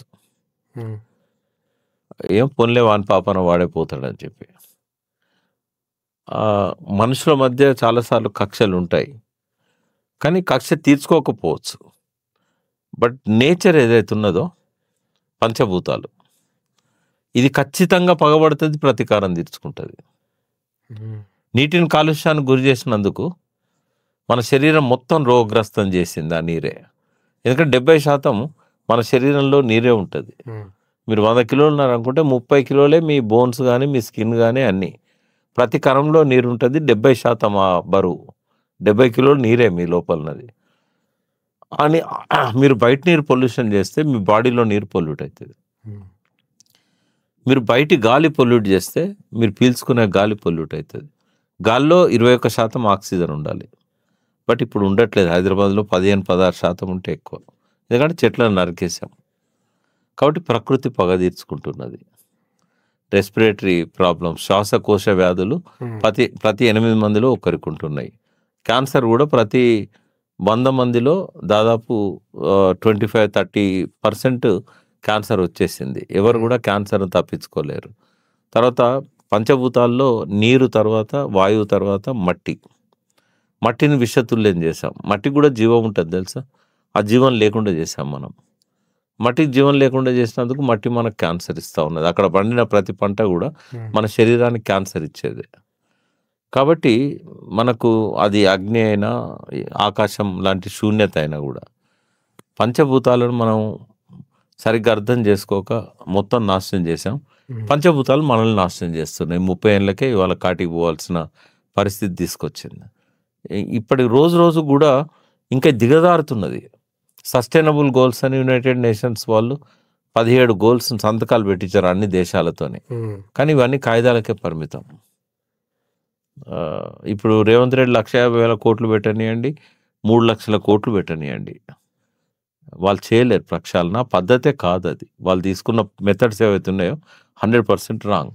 ఇంకోటండి, ఈ నేషనల్ లెవెల్ థింగ్స్ గురించి మాట్లాడుతున్నప్పుడు మన ఎడ్యుకేషన్ గురించి టచ్ చేయాలని అనిపిస్తుందండి నాకు. ఎందుకంటే మనం ఏ పుస్తకాలు చూసినా సెపరేట్గా హిస్టరీ చదువుకునే వాళ్ళు తప్ప ఎవరి గురించి మాట్లాడినా బ్రిటిషర్స్ గురించి, వాళ్ళ జనరల్స్, వాళ్ళ జనరల్ డయర్ అంటారు, లేకపోతే మొఘల్స్కి అక్బర్, బాబర్, షాజహాన్ వీళ్ళ గురించి మాట్లాడతారు తప్ప వీళ్ళందరూ ఎవరితో పోటీ పడ్డరు? చోలాస్, మగధాస్, వీళ్ళ ఎంపైర్స్ గురించి ఎవరు మాట్లాడరు. ఎందుకండి మన హిస్టరీ మొత్తం ఎందుకు ఇట్లా వాళ్ళని గ్లోరిఫై చేయడం తప్ప మన గురించి మనం ఎప్పుడూ నేర్చుకోము, చెప్పేవాళ్ళే లేరు మనకు. నేను స్టూడెంట్ ఉన్నప్పుడు యూనివర్సిటీలో 1979 to 81 డెమోక్రటిక్ స్టూడెంట్స్ ఆర్గనైజేషన్కి రాష్ట్ర బాధ్యతలు చూసేవాడిని 23 డిస్ట్రిక్ట్స్. అప్పుడు నేనే వాల్ రైటింగ్ చేసేవాడిని. హైదరాబాద్లో ఏ గోడ మీద చూసినా కూడా సైంటిఫిక్ ఎడ్యుకేషన్ కావాలి, scientific democratic independent education, that was my slogan. అయితే ఈ సైంటిఫిక్ డెమోక్రటిక్ ఇండిపెండెంట్ ఈ నేచర్ ఈ రోజు వరకు రాలేదు. అది వస్తే మీరు అన్నదానికి ఆన్సర్ ఉంటుంది. శ్రీశ్రీ అన్నాడు కదా, తారీఖులు దస్తావేజులు ఇవి కాబోయే చరిత్ర సారం. అంటే ఏ రాజు ఎప్పటి నుంచి ఎప్పటివరకు పరిపాలన చేశాడు, అతని మీద ఎవరు అటాక్ చేశారు, ఎవరు పరిపాలనలోకి వచ్చారు, ఇవే రాశారు చరిత్ర అంతా. అది కాదు చరిత్ర అంటే. చరిత్ర అంటే ఆ రాజు పాలనలో గ్రామీణ ఆర్థిక వ్యవస్థ ఎట్లుండేది, డిఫెన్స్ ఎట్లుండేది, ఎకానమీ ఎట్లుండేది, ఇట్లాంటి అన్నీ వాళ్ళకి సంబంధించిన సాంఘిక సాంస్కృతిక ఇవి రాయాలి కదా. ఇప్పుడు ఉదాహరణకు మన దగ్గర వర్గల్ చెరువు ఉంది గజ్వెల్లో. ఇక్కడి నుంచి మొదలుపెట్టి జహీరాబాద్ దాకా ఈ చెరువులన్నీ తవ్వించింది అప్పటి రాజులు. ఇది 7th century. మన చరిత్ర ఏం చెప్తారు, కాకతీయుల చెరువులు తవ్వించినట్టే అక్కడి నుంచే స్టార్ట్ అయినాయి అనుకుంటాం మనం. శాతవాహనుల దగ్గర నుంచి స్టార్ట్ అయినాయి. చెరువు ఎందుకు తవ్వాల్సి వచ్చింది, దానివల్ల ఆర్థిక వ్యవస్థ ఎట్లా డెవలప్ అయింది, ఇట్లాంటి విషయాల మీద ఎన్నడూ కూడా ఆ రాసిన చోళుల గురించి కానీ, మౌర్యుల గురించి కానీ, మొఘల్స్ వాళ్ళ అప్పటి మన ఇండియన్ కింగ్స్ ఎవరైతే ఉన్నారో ఈ పార్ట్ అసలు ఎవరు కవర్ చేయలే. కాకతీయుల నుంచి కొంచెం కవర్ అయింది తప్ప అంతకంటే ముందు వాళ్ళ సాంస్కృతిక జీవన విధానం కానీ, ఆర్థిక జీవన విధానం కానీ ఇదంతా లేదు అసలు. ఎంతో గొప్ప సుసంపన్నమైన చరిత్ర మనకున్నది. మరాఠా సామ్రాజ్యం ఎంతో ఉంది, శివాజీ, సంభాజీరావు. అయితే ఇవన్నీ పక్కపోయినాయి. ఏ రాజులైనా వాళ్ళ చరిత్రనే చరిత్రగా ప్రచారం చేసుకుంటూ వచ్చారు తర్వాత కాలంలో. ఇప్పుడిప్పుడు సినిమాలలో కొంత అప్పటి చరిత్రను పెడుతున్నా కూడా చాలా వక్రీకరణ జరుగుతున్నది. అంటే మనకు తెలిసిన చరిత్రలో నుంచే వక్రీకరణ మనకు కనబడతా ఉంది. ఎవరి రాజకీయ విశ్వాసాలకు అనుగుణంగా వారు దాన్ని వక్రీకరిస్తున్నారు. అంతా 70-80 ఏళ్ల కింద జరిగిన తెలంగాణ సాయుధ పోరాటాన్ని కూడా వక్రీకరిస్తూ రజాకార్లను సినిమా తీశారు. ఇక్కడ దానికి అవార్డు, దానికి అవార్డు ఎట్లు ఇస్తారు? చరిత్రను వక్రీకరించిన దానికి మళ్ళీ అవార్డు పేరు గద్దర్ అవార్డు. అంటే గద్దర్ ఏ చరిత్రను అయితే నమ్మిండో ఆ చరిత్రను వక్రీకరించిన సినిమాకు ఆయన పేరు పెట్టారు. చాలా దారుణం. అంటే ఇంకోటి ఇమీడియట్ పాస్ట్ అనేది మనకు రెఫరెన్స్ వస్తూ ఉంటుంది ప్రతిసారి. ఇప్పుడు మనము భవిష్యత్తు నిర్మించాలంటే, వర్తమానాన్ని అర్థం చేసుకోవాలంటే చరిత్ర గురించి తెలవాలి. కాబట్టి ఎవరికైనా రాజ్యాంగంలో సంస్కరణలు తేవాలన్నా, సవరణలు చేయాలన్నా బ్రిటిష్ ఇండియా గురించే మాట్లాడతాం. ఎందుకంటే 200 సంవత్సరాల పూర్వ చరిత్ర బ్రిటిష్ వాళ్ళ ఆధ్వర్యంలో జరిగింది భారతదేశంలో. కాబట్టి వాళ్ళది ప్రతిసారి రిఫరెన్స్కి వస్తూ ఉంటుంది. అందులో కూడా వాళ్ళు మన మీద దోపిడీ చేసిన దాన్ని గ్లోరిఫై చేస్తారు తప్ప నిజంగానే వాళ్ళకు వ్యతిరేకంగా పోరాడిన వీరపాండ్య కట్టబొమ్మ నుంచి మొదలుపెట్టి కొన్ని వందల మంది వీరుల చరిత్ర అది చెప్పరు. ఇప్పుడు జార్ఖండ్ పోతే ఆ ముండా, అర్జున్ ముండా, ఆయన చరిత్రను అక్కడ వాళ్ళకు చెప్తారు. తమిళనాడు పోతే వీరపాండ్య కట్టబొమ్మన్ గురించి చెప్తారు. ఇక్కడ అల్లూరు సీతారామరాజు గురించి, కొమరం భీం గురించి చెప్తారు. అది కూడా ఇప్పుడు తెలంగాణ వచ్చాక. అట్లా కాదు కదా. భారతదేశ వ్యాప్తంగా ఉన్న వందలాది మంది, వేలాది మంది వీరులు నేలకొరిగారు. వారి చరిత్రలు రావాలి. వాళ్ళు ఎందుకు కొట్లాడిండ్రు, బ్రిటిష్ వాళ్ళు చేసిన దోపిడీ ఏందో చెప్పాలి. ఇప్పుడు ఆ దోపిడీ చెప్తే ఇప్పుడు పాలకులు చేసే దోపిడీ సిమిలర్ కనబడుతుంది. అందుకని అది చెప్పారు. సో కంప్లీట్గా it's dominated by selfish politicians. అంటే వాళ్ళు వేసే కమిటీలలోనే అట్లాంటి వాళ్ళని వేస్తుంటారు. ఇప్పుడు న్యూ ఎడ్యుకేషన్ పాలసీ అనేది తీసుకొచ్చారో అది కూడా మళ్ళీ రాజకీయ విశ్వాసాలకు అనుగుణంగా ఒక రాజకీయ పార్టీ చేస్తున్న కథ. అంటే మనం దీన్ని లిబరేట్ చేయాల్సిన అవసరం ఉంటుంది. నా చిన్నతనంలో ఇచ్చిన స్లోగనే ఇప్పుడు కూడా ఇస్తా, independent democratic scientific education system we need in India. And ఇప్పుడు నేషనల్ నుంచి కొంచెం మన స్టేట్ సైడ్కి వస్తే, ఎప్పుడు తెలంగాణ హిస్టరీ యాజిటేషన్ గురించి మాట్లాడినా స్టార్ట్ అయింది KTPS 1969 Kothagudem thermal power station దగ్గర స్టార్ట్ అయింది అని అంటారు. మీరు అప్పుడు నాకు తెలిసి 7th 8th క్లాస్లో ఉండుంటారా? ఎగ్జాక్ట్లీ యాజిటేషన్ జరిగిన టైంలో 300 మందికి పైగా చనిపోయినారు. అంటే కాలేజెస్, స్కూల్స్, వ్యవస్థలు అందరూ వచ్చి తెలంగాణ కావాలి, మాకు సెపరేట్ కావాలి అని స్టార్ట్ చేసినారు. ఇది ఒకవైపు మాకు కనిపించేది ఎవరైతే న్యూస్ చదివే వాళ్ళు. మీరు అందులో ఉన్న వాళ్ళు, యాజిటేషన్లో ఉన్న వాళ్ళు, మీరు ఎట్లా చెప్తారు దీని గురించి? అంటే పెద్ద మనుషుల ఒప్పందం ఆధారంగా ఈ రాష్ట్రం ఏర్పడ్డది. 1952లో ఒకసారి నాన్ ముల్కి గో బ్యాక్ అనే నినాదంతో సిటీ కాలేజ్ దగ్గర వరంగల్లో మొదలైంది ఆ ఉద్యమం. వరంగల్లో మొదలై సిటీ కాలేజ్ దగ్గర ఫైరింగ్ అయింది. 2 రోజులు అక్కడ దాదాపు 8 మంది చనిపోయారు. 7గురేమో ఇన్స్టాంట్ అప్పటికప్పుడు చనిపోయారు. ఒక్కరు మాత్రం చాలా రోజులు హాస్పిటల్లో ఉండి చనిపోయాడు. ఈ 8 మంది అప్పుడు ఏంటంటే ఈ మన హక్కులను, మన ఉద్యోగాలను కబలిస్తున్నారు కాబట్టి తెలంగాణ నాన్ ముల్కీ, ముల్క్ అంటే దేశం, ముల్కీ అంటే ఈ దేశంలో పుట్టినోడు అని. నాన్ ముల్కీ ఎవరైతే బయట నుంచి వచ్చారో వాళ్ళు గో బ్యాక్ అని వచ్చింది. అప్పుడు ఎందుకు వచ్చిందంటే ఈ జయంతినాథ్ చౌదరి ఆర్మీ ఏదైతే అన్ని దిక్కుల నుంచి వచ్చిందో, వచ్చినప్పుడు వాళ్ళకి భాష రాదు కాబట్టి ఆంధ్ర ప్రాంతం నుంచి తెలుగు మాట్లాడే వాళ్ళని ఎంబడి పెట్టుకొని వచ్చారు. ఇక వాళ్ళు ఇక్కడికి వచ్చినాక వాళ్ళని పంపలేదు, వాళ్ళని అన్ని ఆఫీసులలో వాళ్ళని పెట్టారు. వచ్చిన రోజే సెప్టెంబర్ 18th రోజు అప్పుడు 16 జిల్లాలు అన్నా కదా, 16 మంది ఎస్పీలను 16 మంది కలెక్టర్లను తొలగించారు. ఎందుకంటే వాళ్ళంతా ముస్లిమ్స్. అందరినీ తొలగించేసి వాళ్ళని అరెస్ట్ కూడా చేశారు.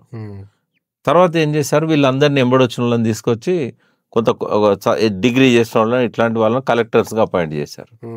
ఇక వాళ్ళు కలెక్టర్ అన్నప్పుడు జిల్లాలో ఏ ఉద్యోగం ఉన్నా కూడా వాని మనిషిని తెచ్చుకొని పెట్టుకుంటాడు, మీ తినాలి మా తినాలి. సో అట్లా వచ్చి వాళ్ళంతా ఈ జాబ్స్లలో నిండిపోయారు. అయితే అప్పటికే 1952 అంటే జస్ట్ 2 సంవత్సరాలు 3 సంవత్సరాల తర్వాత, అప్పటికి ఇంకా పౌర ప్రభుత్వం ఏర్పడి 6 నెలలు కూడా కాలే. బూరుగుల రామకృష్ణారావు ముఖ్యమంత్రి అయింది 1952 మార్చి 5th ఏదో ఉంది. అయితే 6 నెలలు కూడా కాలేదు, సెప్టెంబర్ కల్లా ఈ గొడవలు స్టార్ట్ అయినాయి.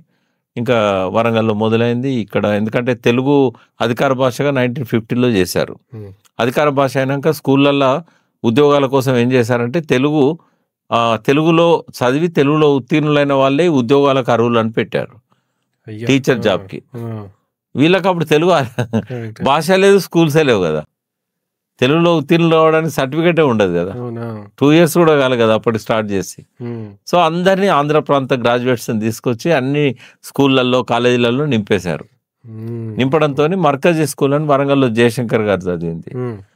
అక్కడ ఒకటేసారి అక్కడ ఉన్న ముస్లింలను, తర్వాత ఉర్దూలో పాస్ అయిన టీచర్స్ కొంతమంది ఉంటారు కదా, వీళ్ళందరినీ ఊళ్ళలో పంపించేసి ఆంధ్ర నుంచి తెచ్చిన వాళ్ళందరినీ అక్కడ పోస్టింగ్ ఇచ్చారు. ఎగ్జిస్టింగ్ ఉన్న వాళ్ళనేమో ఆంధ్రకు పంపించారు, వీళ్ళకి తెలుగు రాదని ఆ గ్రామాలకు పంపించారు. దాంతో అక్కడ టీచర్స్ ఆందోళన మొదలైంది. అక్కడ నుంచి ఆర్ట్స్ కాలేజీ జయశంకర్ సార్ అక్కడ స్టూడెంటు, వరవరరావు గారు స్టూడెంటు, ముచ్చెర్ల సత్యనారాయణ గారు స్టూడెంటు, ఆరేళ్ళు బుచ్చయ్య తర్వాత ఎమ్మెల్యే అయ్యాడు. ఆయన ఆధ్వర్యంలో ఒక ఐక్య కార్యాచరణ సమితి ఏర్పడ్డది అప్పుడు, ఈ జాక్ లాగా, జాయింట్ యాక్షన్ కమిటీ. అక్కడ మొదలైన ఆందోళన హైదరాబాద్కి వచ్చి ఇక్కడ ఫైరింగ్లో ముగిసింది. అది 8 మంది చనిపోయారు. దాని మీద జస్టిస్ పింగళి వెంకటరామారెడ్డి గారి కమిషన్, ఆయన హైకోర్టు చీఫ్ జస్టిస్గా రిటైర్ అయ్యారు. పింగళి ఫ్యామిలీ చాలా ఫేమస్ తెలంగాణలో. అయితే ఆయన ఏకసభ్య కమిషన్ కూడా విచారణ జరిపింది. సరే ఏదేమైనా తర్వాత మళ్ళీ ఆంధ్ర రాష్ట్రం ఏర్పడ్డ తర్వాత 1953 October 1st ఆంధ్ర రాష్ట్రం ఏర్పడ్డది. ఏర్పడిన తర్వాత అదే రోజు మన ఖమ్మం జిల్లా కూడా వరంగల్ నుంచి విడదీసి ఖమ్మం జిల్లా ఏర్పాటు చేశారు సపరేట్. భద్రాచలం ప్రాంతాన్నేమో 1959లో కలిపారు. ఒక గుడి మాత్రమే తెలంగాణలో ఉండేది నిజాం స్టేట్లో. మిగతా ఆ ఖమ్మం జిల్లాలో ఉన్న గోదావరి అవతల ప్రాంతం, వాజేడు, వెంకటాపురం, చెర్ల, ఇటు సైడ్ మళ్ళా చింతూరు దాకా ఇదంతా కూడా ఆంధ్రలో ఉండేది, తూర్పుగోదావరి జిల్లాలో. ఆడ బ్రిడ్జ్ లేకుండా గోదావరి మీద నెహ్రూ 1955లో శంకుస్థాపన చేసి 59 కల్లా బ్రిడ్జ్ పూర్తయింది. అప్పుడు మేము రాజమండ్రి పోవాలంటే కష్టమవుతుంది, మాకు హైదరాబాద్ కలపండి, ఖమ్మం మా జిల్లా చేయండి అని చెప్తే ఆ ప్రాంతం మళ్ళీ ఇటు వచ్చింది. ఇప్పుడు మళ్ళీ 7 మండలాలు అల్లకెళ్ళి సగం పోయింది. ఇప్పుడు ఇది జాగ్రఫికల్గా అప్పటి చరిత్ర అన్నట్టు. అది అయిన తర్వాత ఇక ఆంధ్రప్రదేశ్ ఏర్పాటు కోసం పెద్ద ఎత్తున విశాలాంధ్ర ఉద్యమం తీసుకొచ్చారు. ఇలా కమ్యూనిస్టులు మెయిన్. తర్వాత ఫజల్ అలీ కమిషన్ విచారణ జరిపినప్పుడు ఈ తెలంగాణ ఆంధ్రతో కలిస్తే మాకు నీళ్ళల్లో ఈ నష్టం జరుగుతుంది, మా నీళ్లు పోతాయి, మా నిధులు పోతాయి, మా ఉద్యోగాలు పోతాయి, వాళ్ళు బాగా ఎడ్యుకేట్ అయిన వాళ్ళు బ్రిటిష్ ఇండియాలో, మా దగ్గర తెలుగు మీడియం ఇప్పుడే పెట్టారు, ఎక్కువ చదువుకున్న వాళ్ళు లేరు అని చెప్పి ఇట్లా ఎడ్యుకేషన్ చేస్తే ఆయన కన్విన్స్ అయ్యిండు అని 5 years తెలంగాణను సపరేట్ పెట్టాలి, ఆంధ్రతో సమానంగా విద్యారంగంలో ఇతరత్ర తెలంగాణను కూడా అభివృద్ధి చేసిన తర్వాత నెక్స్ట్ ఎలక్షన్ 1962లో జరిగే ఎలక్షన్లో 3/200 మంది తెలంగాణ నుంచి గెలిచిన ఎమ్మెల్యేలు ఆంధ్రలో కలపమంటే అప్పుడు కలపాలి అని చెప్పాడు Fazal Ali commission, states reorganisation. కానీ నెహ్రూ దాన్ని పక్కకు పెట్టి ఆ రిపోర్ట్ను అమలు చేయకుండా ఆయన ఏకపక్షంగా ఒక ఒప్పందం రాయించారు. 14 షరతులు ఉన్నాయి అందులో. ఈ 14 షరతుల్లో ఏ ఒక్క షరతు కూడా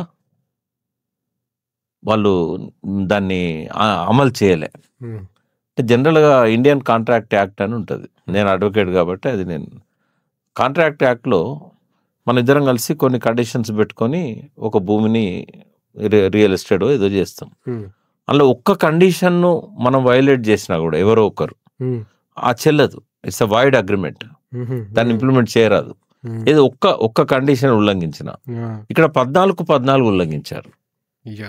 అందుకని మేమందరం కూడా ఈ అగ్రిమెంట్ చెల్లదు కాబట్టి మళ్ళీ తెలంగాణ ఆంధ్ర సపరేట్ కావాలి. నెహ్రూ 1955లో నిజామాబాద్లో ఒక మీటింగ్లో, భారతీయ కిసాన్ సంఘ్ మీటింగ్, ఒక ఆర్గనైజేషన్ వాళ్ళు కాంగ్రెస్ సంబంధించిందే, ఆ మీటింగ్లో ఆయన ఏం చెప్పాడంటే ఒక తుంటరి ఆంధ్ర అనే పిల్లవాడికి ఒక అమాయకపు తెలంగాణ ఆడపిల్లనిచ్చి పెళ్లి చేశాము, వీళ్ళ మధ్య పొత్తు కుదిరిందా మంచిదే, కుదరకపోతే ఎప్పుడైనా తలాక్ విడాకులు తీసుకోవచ్చు అని చెప్పాడు. సో ఆ స్లోగన్ ముందు పెట్టి మేము విడాకులకు అప్లై చేసాం. అట్లా స్టూడెంట్స్, తర్వాత ఫస్ట్ ఎన్జిఓలు, సుప్రీంకోర్టు హైకోర్టులు ఇచ్చిన జడ్జిమెంట్స్ కూడా పక్కకు పెట్టాయి ఇక్కడ గవర్నమెంట్స్, కాసు బ్రహ్మానంద రెడ్డి కానీ వీళ్ళని. సో ఇక్కడ ప్రాజెక్ట్స్ని రద్దు చేశారు. అప్పుడు 9 ప్రాజెక్ట్స్ కట్టాలనుకున్నాడు నిజాం, అందులో 7 ప్రాజెక్టులు నీలం సంజయ్ రెడ్డి మొదటి ముఖ్యమంత్రి మాకు వద్దన్నాడు. ఎందుకంటే అవి కడితే నీళ్లు రాయలసీమకున్న ఆంధ్రకు సరిపోవనే ఉద్దేశంతో ఈ ప్రాజెక్టులు రద్దు చేశాడు. ఇంకా 2 ప్రాజెక్టులు నాగార్జున సాగర్ను శ్రీరామ్ సాగర్. ఆ శ్రీరామ్ సాగర్ ప్రాజెక్ట్ ఏదైతే ఉన్నదో గోదావరి లోయ ప్రాజెక్ట్ పేరుతోని 28 లక్షల ఎకరాలకు నీళ్ళు ఇవ్వాలి, దాన్ని 5.5 లక్షల ఎకరాలకు కుదించారు. నాగార్జున సార్ కూడా తెలంగాణకి 7-8 లక్షల ఎకరాలకు నీళ్లు రావాల్సింది, దాన్ని 6 లక్షల ఎకరాలకు కుదించాడు. ప్రాజెక్ట్ సైట్ ఏలేశ్వరం నుంచి నందికొండకు మార్చారు. ఇన్ని అన్యాయాలు జరుగుతున్నాయని చెప్పి 68 చివరిలోనే ఎజిటేషన్ వచ్చింది. మీరు అన్నట్టు కేటీపీఎస్ దగ్గర ఫస్ట్ ఆర్గనైజేషన్ స్టార్ట్ కాలే. టీఎన్జిఓలు ఫస్ట్ తెలంగాణ హక్కుల పరిరక్షణ దినం అని జూలై 10th కేఆర్ అమోస్ అని ఉండేవాడు, ఈ మధ్యన చనిపోయాడు, ఎక్స్ఎమ్మెల్సీ, అతను టీఎన్జిఓ ప్రెసిడెంట్ ఉండేప్పుడు ఆయనే పిలిపించాడు. అది ఎంప్లాయీస్ దగ్గర నుంచి విద్యార్థుల్లోకి పోవడానికి కొలిశెట్టి రామదాసు అని అతను is a number 1 first person. అతను తెలంగాణ ఉద్యమాన్ని 69లో స్టార్ట్ చేసిన మొట్టమొదటి పర్సన్ కొలిశెట్టి రామదాసు, మున్నూరు కాపు కులస్తుడు. ఇతను ఏంటంటే ఇల్లందులో ఉండేవాడు, పెద్ద కుటుంబం, ఎవరికి కూడా ఉద్యోగాలు రాలేదు. ఆయన కొంత ఈ చరిత్ర తెలుసు. సో ఆయన తెలంగాణ ప్రాంతీయ రక్షణ సమితి అని ఒకటి, ప్రాంతీయ రక్షణ సమితి అని ఇల్లందులో స్టార్ట్ చేశాడు. ఎప్పుడు 68 వేసవి కాలంలో చేసిన తర్వాత పాల్వంచ నుంచి కొందరు వాళ్ళ బ్రదర్ అక్కడ ఒక అతను ఉండేవాడు, వాళ్ళని తీసుకొని వచ్చాడు. ఇక్కడ మాకు చాలా అన్యాయం జరుగుతుంది, మా ఉద్యోగాలలో ఆంధ్ర వాళ్ళని తీసుకొచ్చి నింపుతున్నారు కేటీపీఎస్లో అంటే, ఈయన అక్కడికి పోయి అక్కడ వాళ్ళని ఎడ్యుకేట్ చేసి కొంతమందిని ఆందోళనకు సిద్ధం చేశాడు. కొంత ఆందోళన మొదలైన తర్వాత అక్కడ నుంచి ఇట్లయితే లాభం లేదు, ఆయన ఉద్దేశం ఏంటంటే తెలంగాణ రావాలి, ఈ హక్కుల కోసం కొట్లాడితే ఉపయోగం లేదు.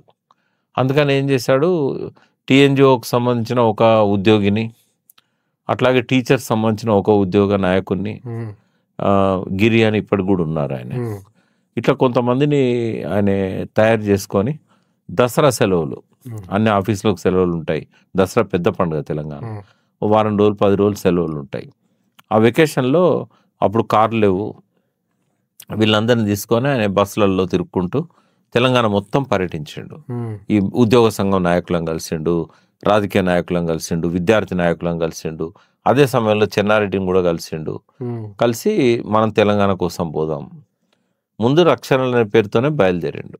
ఆయన దగ్గర నుంచి స్టార్ట్ అయింది. చెన్నారెడ్డి ఏమన్నాడంటే, బ్రహ్మానంద రెడ్డి చాలా నియంత, మీరు జాగ్రత్త, నాకు సుప్రీంకోర్టు హైకోర్టు ఏదైతే తీర్పిచ్చిందో 6 సంవత్సరాల దాకా ఏ పదవికి పోటీ చేయొద్దని ఆయన మీద అప్పుడు ఒక ఎలక్షన్ పిటిషన్లో వందే మాతరం రామచంద్రరావు వేసిన పిటిషన్లో ఏదో ప్రేయర్ అంటే మసీదుల్లోనో ఎక్కడనో మీటింగ్ పెట్టిండు అనే నెపంతో కోర్టు ఆయనను 6 సంవత్సరాల దాకా ఎన్నికల నుంచి బహిష్కరించింది. నేను రావడం బాగుండదు, మీరు స్టార్ట్ చేయండి, కానీ జాగ్రత్తగా చేయండి అని చెప్పి బ్లెస్సింగ్స్ ఇచ్చాడు. చాలామంది అంటారు చెన్నారెడ్డి మొదలుపెట్టిండని. మొదలుపెట్టిన తర్వాత చాలా కాలానికి ఆయన వచ్చాడు. సో అట్లా తెలంగాణ ఉద్యమం స్టార్ట్ చేసిన మొదటి వ్యక్తి రామదాస్ గారు. ఆయన ఉస్మానియా యూనివర్సిటీ స్టూడెంట్స్ను కలిశాడు వచ్చి, మల్లికార్జున్, మదన్ మోహన్. ఆయనకు సపోర్ట్ ఇచ్చింది అప్పుడు వెంకట్రామరెడ్డి గారని, ఉమా వెంకట్రామరెడ్డి అని తర్వాత మినిస్టర్గా ఉన్నారు. ఆమె హస్బెండ్ అన్నట్టు, చెన్నారెడ్డికి బంధువు అవుతారు. సో ఆమె ఆ భర్త వెంకట్రామరెడ్డి, ఎస్ వెంకట్రామరెడ్డి, ఆయన ఉన్న మదన్ మోహన్ కలిసి తెలంగాణ ప్రజా సమితి స్టార్ట్ చేశారు. అంతకంటే ముందు విద్యార్థులు యూనివర్సిటీ నుంచి జనవరి 69లో 12 నాడు సమావేశమైనలు, 15 నాడు ఊరేగింపు తీశారు. అప్పుడు ఉస్మానియా యూనివర్సిటీ ఐక్య కార్యాచరణ కమిటీ ఒకటి ఉండేది, ఉస్మానియా యూనివర్సిటీ స్టూడెంట్స్ అసోసియేషన్ ఒకటి ఉండేది. అట్లా స్టార్ట్ అయ్యి బయలుదేరేటప్పుడు హక్కుల కోసం మొదలుపెట్టారు. బర్కత్పుర దగ్గరకు వచ్చేసరికి జై తెలంగాణ, మాకు ప్రత్యేక రాష్ట్రం కావాలి అంటే ఆ 3-4 కిలోమీటర్ల దూరంలోనే విద్యార్థుల అభిప్రాయాలు మారిపోయినాయి. అలా నాయన నరసింహారెడ్డి గారు కూడా ఆ ఊరేగింపులో ఉండేవారు. ఆయన చెప్పారు నాకు, బర్కత్పురకు వచ్చేసరికి జై తెలంగాణ అన్నాం, అది 2 వర్గాలుగా విడిపోయినాయి. నిజాం కాలేజీకి వచ్చేసరికి 2 వర్గాలుగా విడిపోయి, ఒక వర్గం ఏమో బ్రహ్మానంద రెడ్డికి అనుకూలంగా మాకు హక్కులు ఇస్తే చాలు, రక్షణలు ఇస్తే చాలు అని సెక్రటేరియట్ దగ్గర వాళ్ళు నిరాహార దీక్షలు అవి మొదలు పెట్టారు. ఇంకొకటి వీధుల్లోకి వెళ్ళిపోయింది నిజాం కాలేజ్ గ్రౌండ్ నుంచి. ఇప్పుడు బతుకున్న వాళ్ళలో కేశవరావు గారు ఆ మీటింగ్లో ఉన్నారు, నిజాం కాలేజ్ మీటింగ్లో. సో అట్లా మళ్ళీ ప్రత్యేకంగా తెలంగాణ ఉద్యమం అనేది 69లో జనవరిలో స్టార్ట్ అయింది. అదే టైంలో అంతకంటే 4 రోజుల ముందే ఖమ్మంలో రవీంద్రనాథ్ అనే విద్యార్థిని నిరాహార దీక్ష కూర్చోబెట్టాడు ఈ రామదాస్. ఆ కాలేజీ పోయి వాళ్ళని ఎడ్యుకేట్ చేసి ఎవరు కూర్చుంటే బాగుంటుంది అన్నప్పుడు నేను కూర్చుంటానని ముందుకు వచ్చాడు ఆయన. ఆయన ఎందుకు ముందుకు వచ్చాడు, ఆయనకు పెద్ద తెలంగాణ మీద అవగాహన లేదు. బట్ అంతకంటే ముందు ఆయన ఎలక్షన్ పోటీ చేసి ఓడిపోయాడు. అక్కడ కొంచెం ఎస్ఎఫ్ఐ ఇవన్నీ ఎక్కువ ఉంటాయి కమ్యూనిస్టులు, వాళ్ళ చేతుల్లో ఓడిపోయిన తర్వాత ఎట్లన్నా నెక్స్ట్ ఎలక్షన్ గెలవాలి కదా, ఎవరు నిలబడతారు అన్నప్పుడు నాకు పేరు వస్తుంది కదా అని ఆయన నిలబడ్డాడు. అన్నాబత్తుల రవీంద్రనాథ్. 8వ తేదీన నిరాహార దీక్ష కూర్చున్నాడు. 7-8 తేదీలు అనుకుంటా, ఆ డేట్ కరెక్ట్ చేసుకోవాలి. అయితే వెంగళరావు గారు బలవంతంగా ఆయన నిరాహార దీక్షను విరమింపజేశాడు తర్వాత. అయితే ఈ పీరియడ్ చాలా క్రూషియల్. 21వ తేదీన అనుకుంటా ఆయన నిరాహార దీక్షను విరమింపజేశాడు. కొలిశెట్టి రామదాస్ను చర్చల కోసం హైదరాబాద్ పిలిచి ఈయన లేకుండా చూసి ఆయనను టెంట్ లేపేశారు అక్కడ, ఈయన ఉంటే కానియాడని. ఇక్కడ మిమ్మల్ని రమ్మన్నారు, బ్రహ్మానంద రెడ్డి గారు మీతో మాట్లాడతారట అంటే సీఎం పిలుస్తున్నాడంటే ఆయన వచ్చాడు. ఆయన ఇక్కడినప్పుడే అక్కడ లేపేశారు. ఒక కుట్ర అది వెంగళరావు గారు చేసింది. సో అంతకంటే 2 రోజుల తర్వాత అంటే ఈ రవీంద్రనాథ్ నిరాహార దీక్ష గాంధీ పార్క్ ఖమ్మంలో కూర్చున్నాడు. ఆ తర్వాత 2 రోజులకు పోర్ట్ శేషగిరిరావు అని పాల్వంచల్లో నిరాహార దీక్ష కూర్చున్నాడు, అక్కడ ఆంధ్ర ఉద్యోగులు పోవాలి అని. సో ఆయనను కూడా విరమింపజేశారు జ్యూస్ ఇచ్చి. ఈయన రవీంద్రనాథ్ అయినాక 2 డేస్కి అప్పుడు అఖిలపక్ష మీటింగ్ పెట్టి మీకు అన్యాయం జరిగింది, జియో 36 దాని ప్రకారంగా ఎవరెవరినైతే ఉద్యోగాలలో ఆంధ్ర వాళ్ళని నింపినామో వాళ్ళని వెనక్కి పంపిస్తాం, ఇక్కడ అవసరమైతే వాళ్ళ కొత్త పోస్టులు క్రియేట్ చేస్తాం, మీ ఉద్యోగాలు మీకే ఉంటాయని ఒక అఖిలపక్ష సమావేశం జరిపి ఇక్కడ మన బేగంపేటలో ఆనంద్ భవన్ అని ఉండేది, ఇప్పుడున్న గ్రీన్ పార్క్ గెస్ట్ హౌస్, అక్కడ ముఖ్యమంత్రి ఉండేవాడు. అన్ని పార్టీల వాళ్ళతో మీటింగ్ పెట్టి అట్లా అది అమలు జరగలేదు. జియో 36 తర్వాత కోర్టు నుంచి స్టేస్ వచ్చినాయి, ఇవన్నీ అయినాయి. ఇది అప్పటి చరిత్ర. యాక్చువల్లీ హైదరాబాద్కు ఒక హిస్టరీ ఉందండి, మీ నుంచి వినాలనుకుంటున్నాం హిస్టరీని. ఏంటంటే హైదరాబాద్ని ఇండియాలో కలుపుకోవడానికి చాలా కష్టమైంది అంటారు. 1947 to 48 మధ్యలో సర్దార్ వల్లభాయ్ పటేల్ గారు మొత్తం అన్ని కలుపుకుంటూ వస్తూ హైదరాబాద్ని కలుపుకోవడంలో చాలా కష్టమైంది అంటారు. అంటే నేను చదివిన దాన్ని బట్టి నాకు అర్థమైంది ఏంటంటే దానికి ఇప్పుడు separate rail network, separate currency, separate flag, separate army ఇంత ఉన్నప్పుడు సెప్టెంబర్ 13th to 18th 1948లో ఏదో అతి కష్టం పైన హైదరాబాద్ని కలిపేసుకున్నారు. బట్ మీ మాటల్లో వినాలి నాకు అది ఎట్లా కలుపుకున్నారు. అండ్ నేను చదివింది కూడా ఏంటంటే జహీరాబాద్ నుంచి, మన సోలాపూర్ నుంచి, విజయవాడ నుంచి అన్ని డైరెక్షన్స్లో టార్గెట్ చేసినారంట. మీ నుంచి మీరేం చెప్పాలనుకుంటున్నారు దాని గురించి? సెప్టెంబర్ 17 అనేది ఎప్పుడూ ఒక వివాదాస్పదమైన దినం. నేను అనుకుంటా తెలంగాణ చరిత్రలో ఇంత వివాదాస్పదమైన అంశం మరొకటి లేదు చరిత్రకు సంబంధించినంత వరకు. ఎందుకంటే భిన్నాభిప్రాయాలు దాని మీద ఉంటాయి. ఇప్పుడు మనం రైట్ టైంలో అది చర్చిస్తున్నాం. సెప్టెంబర్ 10th కదా, ఇంకో 1 weekలో ఏ ఛానల్ చూసినా, ఏ పేపర్ చూసినా సెప్టెంబర్ 17 మీదనే. సో దీని మీద క్లారిటీ ఇవ్వాల్సిన అవసరం ఉంది. అంటే శతాబ్దాలుగా హైదరాబాద్ అనేది ఒక జాగ్రఫికల్గా ఒక సపరేట్ కంట్రీ. శతాబ్దాలుగా అంటే మనకు కాకతీయ సామ్రాజ్యం అంతమైన తర్వాత హైదరాబాద్ అనేది ఇక్కడ గోల్కొండ ఫోర్టును బేస్ చేసుకొని ఇక్కడ పరిపాలన జరిగింది. మహమ్మదీయులు ఫస్ట్ ఏంటంటే మహమ్మద్ బిన్ తుగ్లక్, ఆయన కంటే ముందు ఇంకొక అగ్రెసర్ ఎవరైతే కాకతీయులను లొంగ తీసుకొని గణపతి రుద్రదేవుని అంతకుముందున్న వాళ్ళ సామ్రాజ్యాన్ని అంతం చేసిన అక్కడ నుండి స్టార్ట్ అయింది. It was in 1324, 14th century అది. అప్పటి నుండి 1948 సెప్టెంబర్ 17 వరకు హైదరాబాద్ వాజ్ సపరేట్ డైనెస్టీ. కొద్దిగా సరిహద్దులు అక్కడక్కడ మారినాయి తప్ప మొత్తం కూడా 3-4 భాషలు మాట్లాడే ప్రాంతం. ఆ మాటకు వస్తే 5 భాషలను కూడా చెప్పొచ్చు. ఎందుకంటే 1884 వరకు February 5th వరకు it was the official language was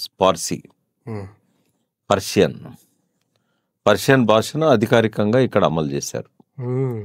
so 1884లో 6th Nizam ఎప్పుడైతే బాధ్యతలు తీసుకున్నాడో కింగ్ సెకండ్ సాలార్ జంగ్, అతను ఉర్దూను అఫీషియల్ భాషగా చేశాడు. అప్పటికి మరాఠవాడ ప్రాంతం 5 జిల్లాలు, తర్వాత కాలంలో జిల్లాల విభజన జరిగింది. ఆ జిల్లాల విభజనలో 5 మరాఠవాడ జిల్లాలు, 3 కన్నడ జిల్లాలు, కన్నడ భాష మాట్లాడేవాళ్ళు. అయితే బీదర్, రాయచూర్, గుల్బర్గా ఈ 3 కన్నడ జిల్లాలు నార్త్ కర్ణాటక అంటాం. మరాఠవాడలో ఔరంగాబాద్, పర్బిని, నాందేడ్, ఉస్మానాబాద్, ఔరంగాబాద్ ఈ జిల్లాలు మరాఠవాడ జిల్లాలు. అప్పుడు తెలంగాణలో 8 జిల్లాలే ఉండే. ఖమ్మం, వరంగల్లో భాగంగా ఉండే. హైదరాబాద్ ఒక డిస్ట్రిక్ట్ ఉన్నా కూడా అత్రబ్ బల్దా అని ఉండేది అప్పుడు. తర్వాత ఈ రంగారెడ్డి అనేది తర్వాత ఏర్పాటు చేశారు. ఈ అత్రబ్ బల్దా హైదరాబాద్లో పాటుగా 8 జిల్లాలు ఉండేది.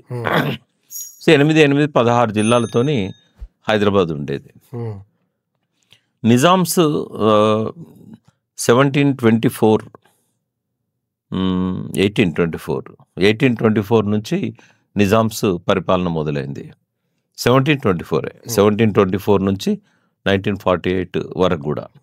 అంతకుముందు ఔరంగజేబ్ 17th century 1600 లాస్ట్ క్వార్టర్లో ఆయన ఇన్వైట్ చేసినప్పుడు కొంత ఇక్కడ హిందూ కల్చర్ ఇవన్నీ కూడా ధ్వంసం చేయడం, దేవాలయాలను ఇట్లాంటివి కొంత జరిగింది. తర్వాత వాళ్ళ పాలనలో ఒక సుబేదార్గా ఇన్ఛార్జ్గా ఉన్న అసఫ్జాయి కింగ్ ఎవరైతే ఉన్నారో ఆయన తర్వాత కాలంలో డిక్లేర్ చేసుకున్నాడు. ఔరంగజేబు ఆయన కొడుకు వాళ్ళంతా చనిపోయిన తర్వాత ఆయన డిక్లేర్ చేసుకున్నాడు, నేను ఇంతకుముందులాగా సుబేదార్ కాదు, ఇన్ఛార్జ్ కాదు, నేను స్వతంత్ర రాజునని చేసి ఢిల్లీలో ఉన్న మొఘల్ కింగ్స్ తోని ఒప్పందం చేసుకున్నాడు. అట్లా నిజాం పరిపాలన స్టార్ట్ అయింది.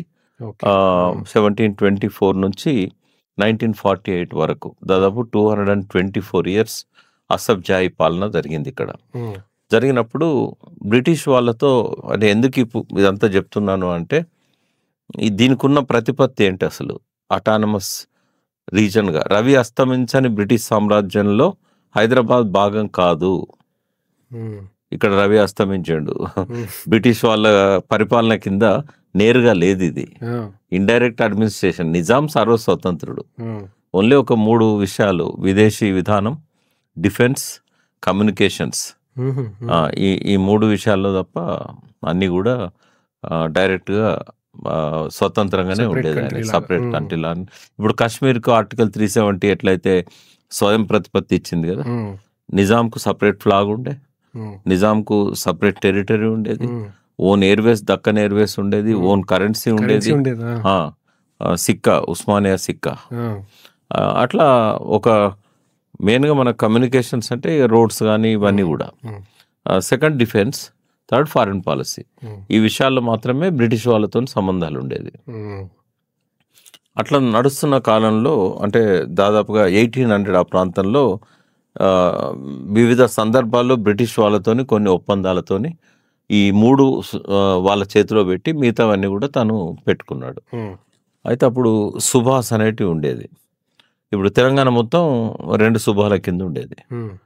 గుల్షానాబాద్ సుభా అంటే మెదక్ కేంద్రంగా ఈ ప్రాంతం అంతా, తర్వాత వరంగల్ సుభా ఉండేది. అట్లా మొత్తం నిజాం రాజ్యంలో 4 సుభాలు ఉండేది. 5వ సుభా ఉంటే అది బేరార్. దాన్ని నిజాము డబ్బు కట్టట్లేదు మాకు అంటే వాళ్ళ సైన్యాన్ని ఇక్కడ పెట్టినప్పుడు దాన్ని పోషించే బాధ్యత నిజాంది అన్నట్టు. ఎందుకంటే డిఫెన్స్ ఒప్పందంలో డిఫెన్స్ వాళ్ళకు ఉన్నది కదా. సికింద్రాబాద్ రెసిడెన్సీ అది బ్రిటిష్ వాళ్ళ సైన్యం ఉండే ప్లేస్. అయితే వాళ్ళకు డబ్బులు కట్టలేక నిజాం అప్పుల పాలైండు. నిజాం ఒక స్టేజ్లో around 1820s 30sలో 4th Nizam Sikandar ఉండే. అయితే సికింద్రాబాద్ ఆయన పేరు మీద వచ్చింది. ఆ టైంలో వాళ్ళు ఎంత బీదరికంలో ఉన్నారు అని అంటే కిరీటంలో వజ్రాలను కూడా మార్టిగేజ్ కుదో పెట్టుకున్నారు. అప్పు ప్రైవేట్ అప్పులే, బ్యాంక్స్ దగ్గర తెచ్చారు, ప్రైవేట్ వాళ్ళ దగ్గర తెచ్చారు, మార్వాడీస్ దగ్గర తెచ్చారు. అటువంటి దయనీయమైన పరిస్థితిలో ఉన్నప్పుడు ఇంకా వీళ్ళు డబ్బులు కట్టలేరు మనకని చెప్పి ఒక సుభాను బ్రిటిష్ వాళ్ళు తీసేసుకున్నారు. సెంట్రల్ ప్రొవిన్సెస్లో కలిసిన తర్వాత మనకు మధ్యప్రదేశ్ అంటే తెలంగాణ గోదావరి దాటిన తర్వాత ఉండే ఆ బార్డర్ అంతా బేరార్ సుభా. ఆ బేరార్ సుభాని కలుపుకున్నారు. తురాబ్ అలీ ఖాన్ అంటాము. అతను 1853లో అన్ని రిఫార్మ్స్ తీసుకొచ్చాడు. రెస్ట్ ఆఫ్ ది కంట్రీలో బ్రిటిష్ వాళ్ళ కింద ఎట్లయితే రిఫార్మ్స్ అమలవుతున్నాయో ఆ రిఫార్మ్స్ అన్ని ఇక్కడ హైదరాబాద్ ప్రెసిడెన్సీ అంటాం, హైదరాబాద్ ప్రెసిడెన్సీకి తీసుకొచ్చాడు ఆయన. అయితే ఆ తీసుకొచ్చిన క్రమంలో ట్రెజరీని ఏర్పాటు చేసి సాలరీస్ ఇచ్చే సిస్టమ్ ఇంట్రడ్యూస్ చేశాడు. ఫస్ట్ సాలరీస్ ఇచ్చే సిస్టమ్ 1856లో అయిన తర్వాత నెక్స్ట్ స్టెప్ ఏం చేశాడంటే అన్ని డిపార్ట్మెంట్స్ని ఏర్పాటు చేశాడు. అట్లా ఒక్కొక్క మోడర్న్ తెలంగాణ అనేది మనం అక్కడ నుంచి తీసుకుంటాం. ఇది 1853. 22 years ఏజ్లో ఈ బికెమ్ ప్రైమ్ మినిస్టర్. ఎవరు? తురాబ్ అలీ ఖాన్. ఆయన ఫస్ట్ సాలార్ జంగ్ అంట. తర్వాత కాలంలో ఏమైందంటే 1864లో జిల్లాలు ఏర్పాటు చేశారు. అట్లా ఆ వ్యవస్థ అంతా కూడా మెల్లమెల్లగా అప్పుల నుంచి బయటపడి 1937 నాటికి టైమ్స్ ముఖ చిత్రంగా 7th నిజాం ఫోటో వచ్చింది. ఈ was the richest person in the world. Even now అప్పటి డివాల్యుయేషన్ కంపేర్ చేసినట్టయితే ఇప్పుడున్న బిల్ గేట్స్ ఆస్తుల కంటే ఇప్పుడున్న టాప్ రిచెస్ట్ పర్సన్స్ ఎవరైతే లాస్ట్ 20 years 30 yearsలో చేశారో వాళ్ళందరికంటే ఇప్పటికీ నిజామే రిచెస్ట్ పర్సన్. ఏది? సిన్స్ 1937. అంటే 100 ఏళ్ల చరిత్రలో నిజాం ఎవరు బీట్ చేయలే. అది అప్పట్లో మళ్ళీ ఆ కరెన్సీతో ఇప్పటి విలువను పోల్చినట్టయితే స్టిల్ ఈ was the richest person. So అట్లా అంత మంచి సుసంపన్నంగా ఉన్న తెలంగాణ, హైదరాబాద్ స్టేట్. ఫ్రీడమ్ వచ్చే ముందు బ్రిటిష్ వాళ్ళు ఏం చేశారంటే ఇండియాలో 565 ప్రిన్స్లీ స్టేట్స్ ఉండే. అన్నిట్లో పెద్దది జాగ్రఫికల్గా population wise and resources wise Hyderabad was number 1. ఈ 565లో హైదరాబాద్ నంబర్ 1. అయితే ఈ ప్రిన్స్లీ స్టేట్స్లో చాలా చిన్నవి కూడా ఉంటాయి. ఒక 10 గ్రామాలు, 100 గ్రామాలు, వాళ్ళకు రాజు. బ్రిటిష్ వాళ్ళకు వీళ్ళు సరెండర్ అయ్యి వాళ్ళు చెప్పినట్టు విన్నారు కాబట్టి వాళ్ళకు అటానమస్ ఇచ్చేసారు వాళ్ళు. ఇప్పుడు టిప్పు సుల్తాన్ ముస్లిం, నిజాం ముస్లిం. బ్రిటిష్ వాళ్ళు టిప్పు సుల్తాన్ లొంగ తీసుకోవడానికి అనేక యుద్ధాలు చేయాల్సి వచ్చింది. అప్పుడు నిజాము టిప్పు సుల్తాన్ సపోర్ట్ చేయలే, మత ప్రాతిపదికన బ్రిటిష్ వాళ్ళకు సపోర్ట్ చేశాడు. అట్లా బ్రిటిష్ వాళ్ళకి ఎవరెవరైతే సపోర్ట్ చేశారో చిన్న మండల స్థాయి, తాలూకా స్థాయి, జిల్లా స్థాయి ఇట్లాంటివన్నీ ప్రెసిడెన్సీలుగా వాళ్ళకు ఆటానమస్ ఇచ్చేశారు. అట్లా 565 ఉండే. ఓకే. స్టేట్స్ రీఆర్గనైజేషన్ యాక్ట్ ఒకటి ఫజల్ అలీ కమిషన్ అంటాం. తెలంగాణను ఆంధ్రతో కలిపిన చట్టం. ఆ యాక్ట్ ఏదైతే తీసుకున్నారో అందులో మనం వాళ్ళు ఇచ్చిన రిపోర్ట్ చూస్తే స్టేట్స్ రీఆర్గనైజేషన్ కమిషన్ రిపోర్ట్, ఆ రిపోర్ట్లో ఈ డీటెయిల్స్ అన్ని ఉన్నాయి. అది మీకు నెట్లో దొరుకుతుంది. బట్ ఇందులో 562, 565లో 562 ఏం ఒత్తిడి లేకుండానే వాళ్ళందరూ కూడా మెర్జ్ అయిపోయారు. వాళ్ళ కొన్ని రాజభరణాలు అంటే ఇయర్లీ మీకు ఇంత ఇస్తాము, ఇంకా మీకు ఆ గౌరవం ఇస్తాము, కొన్ని ప్యాలెస్లు మీకు వదిలేస్తున్నాం అని మొత్తం మాకు హ్యాండ్ ఓవర్ చేయండి అంటే వాళ్ళు చేసేసారు అందరు. ఎందుకంటే మైటీ ఫోర్స్ కదా, ఇండియన్ ఆర్మీతో నిలబెట్టుకుంటారు. బ్రిటిష్ వాళ్ళు ఏం చేశారంటే ఈ 565 ప్రిన్సిపల్ స్టేట్స్కి 3 ఆప్షన్స్ ఇచ్చారు. మీరు భారతదేశంలో ఉండాలంటే భారతదేశంలో ఉండండి. వాళ్ళే పాకిస్తాన్ డివైడ్ చేశారు బ్రిటిష్ వాళ్ళు. Pakistan independence day August 14th, మనది 15th. అయితే జిన్నా అనే ఒకే ఒక వ్యక్తి మొండి పట్టుదలతోని రిలీజియన్ బేసిస్లో కంట్రీని డివైడ్ చేశాడు. భారతదేశంలోనే పాకిస్తాన్ భాగం. అప్పుడు సింధు రివర్ అనేది ఇక్కడ పుడుతుంది, పాకిస్తాన్లో ప్రవహిస్తుంది. అయితే గాంధీ దాన్ని ప్రొటెస్ట్ చేసి నిరాహార దీక్ష కూడా చేశాడు. కానీ ఇక మిగతా వాళ్ళందరూ కూడా పోనీయండి, ముస్లిమ్స్ మనకెందుకు అన్నట్టుగా వదిలేశారు. వాస్తవంగా చెప్పాలంటే పాకిస్తాన్ కంటే భారతదేశంలోనే ఎక్కువ ముస్లిమ్స్ ఉన్నారు ఈవెన్ నౌ. పాకిస్తాన్ పాపులేషన్ కంటే ఇండియాలో ఉన్న ముస్లిం పాపులేషన్ ఎక్కువగా ఉంటుంది ఆ రోజుల్లో కూడా.